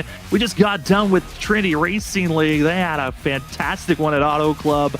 Well, guess what? Next week, Zach, it's a Bristol Mayhem. We got Bristol for Trinity on Monday, Bristol here on Tuesdays. And then on Thursday, this upcoming Thursday, we have North Wilkesboro. So it's a little bit of a short track bonanza that we're going through here for the next 3 broadcasts. It's going to be a lot. You don't want to miss out this coming Thursday. It's the 802 Next Gen Elite Series. It's a free league. If you look at the 802 Racing Leagues on their socials, join the Discord, pick a number. All you have to do is try to qualify in, and we have seen lobbies up to 54 drivers trying to qualify into just 40 spots. It's been a blast to see the knockout qualifying. We can't wait for this upcoming one on Thursday. But for here on Tuesday nights for the BRB Sundance Pro Series, any final thoughts, Zach, and any thoughts heading into Bristol next week? Oh, yeah, I'm thoroughly excited for Bristol next week to start off the chase. That is going to be amazing to see, but definitely a interesting ending to tonight here, man. Congrats first off to Ronnie Norman getting the victory. He sounded like he was so worn out and just mentally just like, man, I cannot believe this worked out. So I know how those nights can somehow play as a driver, and he definitely earned that one there at the end, holding off that strong 5 machine of Adam Buzzio. So great finish, but definitely a turbulent race that I think could have some interesting effects and some interesting outcomes before we head to Bristol.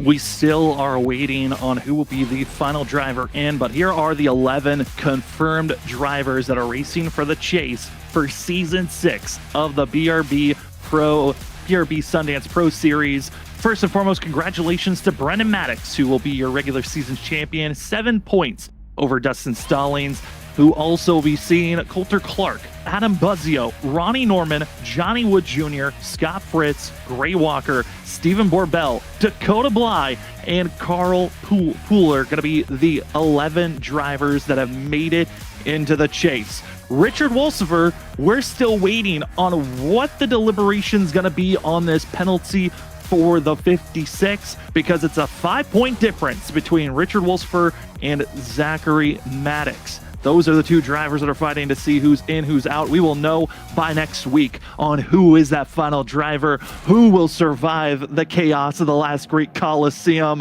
It's going to be a good one. But for us here tonight, we want to say thank you for Freaky Fast Broadcasting, for myself, Sam Dyer, for Zach Hall and Robert Moyer Jr., and everyone else from Freaky Fast Broadcasting. Thank you for hanging out with us on your Tuesday night. It's been a pleasure. We're sad to see Season 6 is slowly trickling away. We only have 2 more races to call in Season 6, but we're going to try to make the most of it for those that are hanging out with us. If you're enjoying the broadcast, remember to subscribe, hit that like button so we know you're enjoying the show. But we have our 11 drivers, 1 spot. We'll know who's in by next week. It's going to be a blast. For this evening, congratulations to Ronnie Norman and that 17 team for getting their first ever win for Season 6. They've got the momentum for the chase. Now, who is going to take the championship? The first chapter of the chase is done for the regular season. It's time to turn the page. Get ready for the Gladiators. It is Bristol next week to the start of the Season 6 BRB Sundance Pro Series chase. But for us at Freaky Fast Broadcasting, if you can't wait until then, we've got you covered on Mondays with Trinity Racing League and the O'Reilly's car. And if you can't wait until Monday, we got you this Thursday. It's the 802 Elite Next Gen Series. There's more in-season bracket racing. Final 4. Who's going to be the championship 2 heading into the final race at Indy next week? Well, they're heading north Wilkesboro. 40 drivers. Who survives the short track? We'll find out Thursday night for our next Freaky Fast broadcast.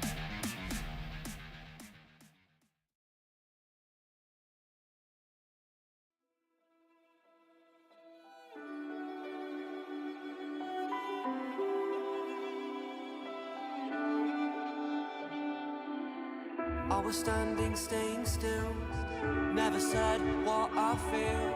And every time I took the blame, carried all this quiet shame. Cause all the pressure in my chest, I've gotta fight to catch my breath. When every step still feels the same, trying not to break. Where do I go from here? Maybe I'll disappear. If I don't try, I'll never know. I'm waiting on you. Where do I go from here? There will be no more tears. Kill the doubt, feed the fire, hear the voice inside.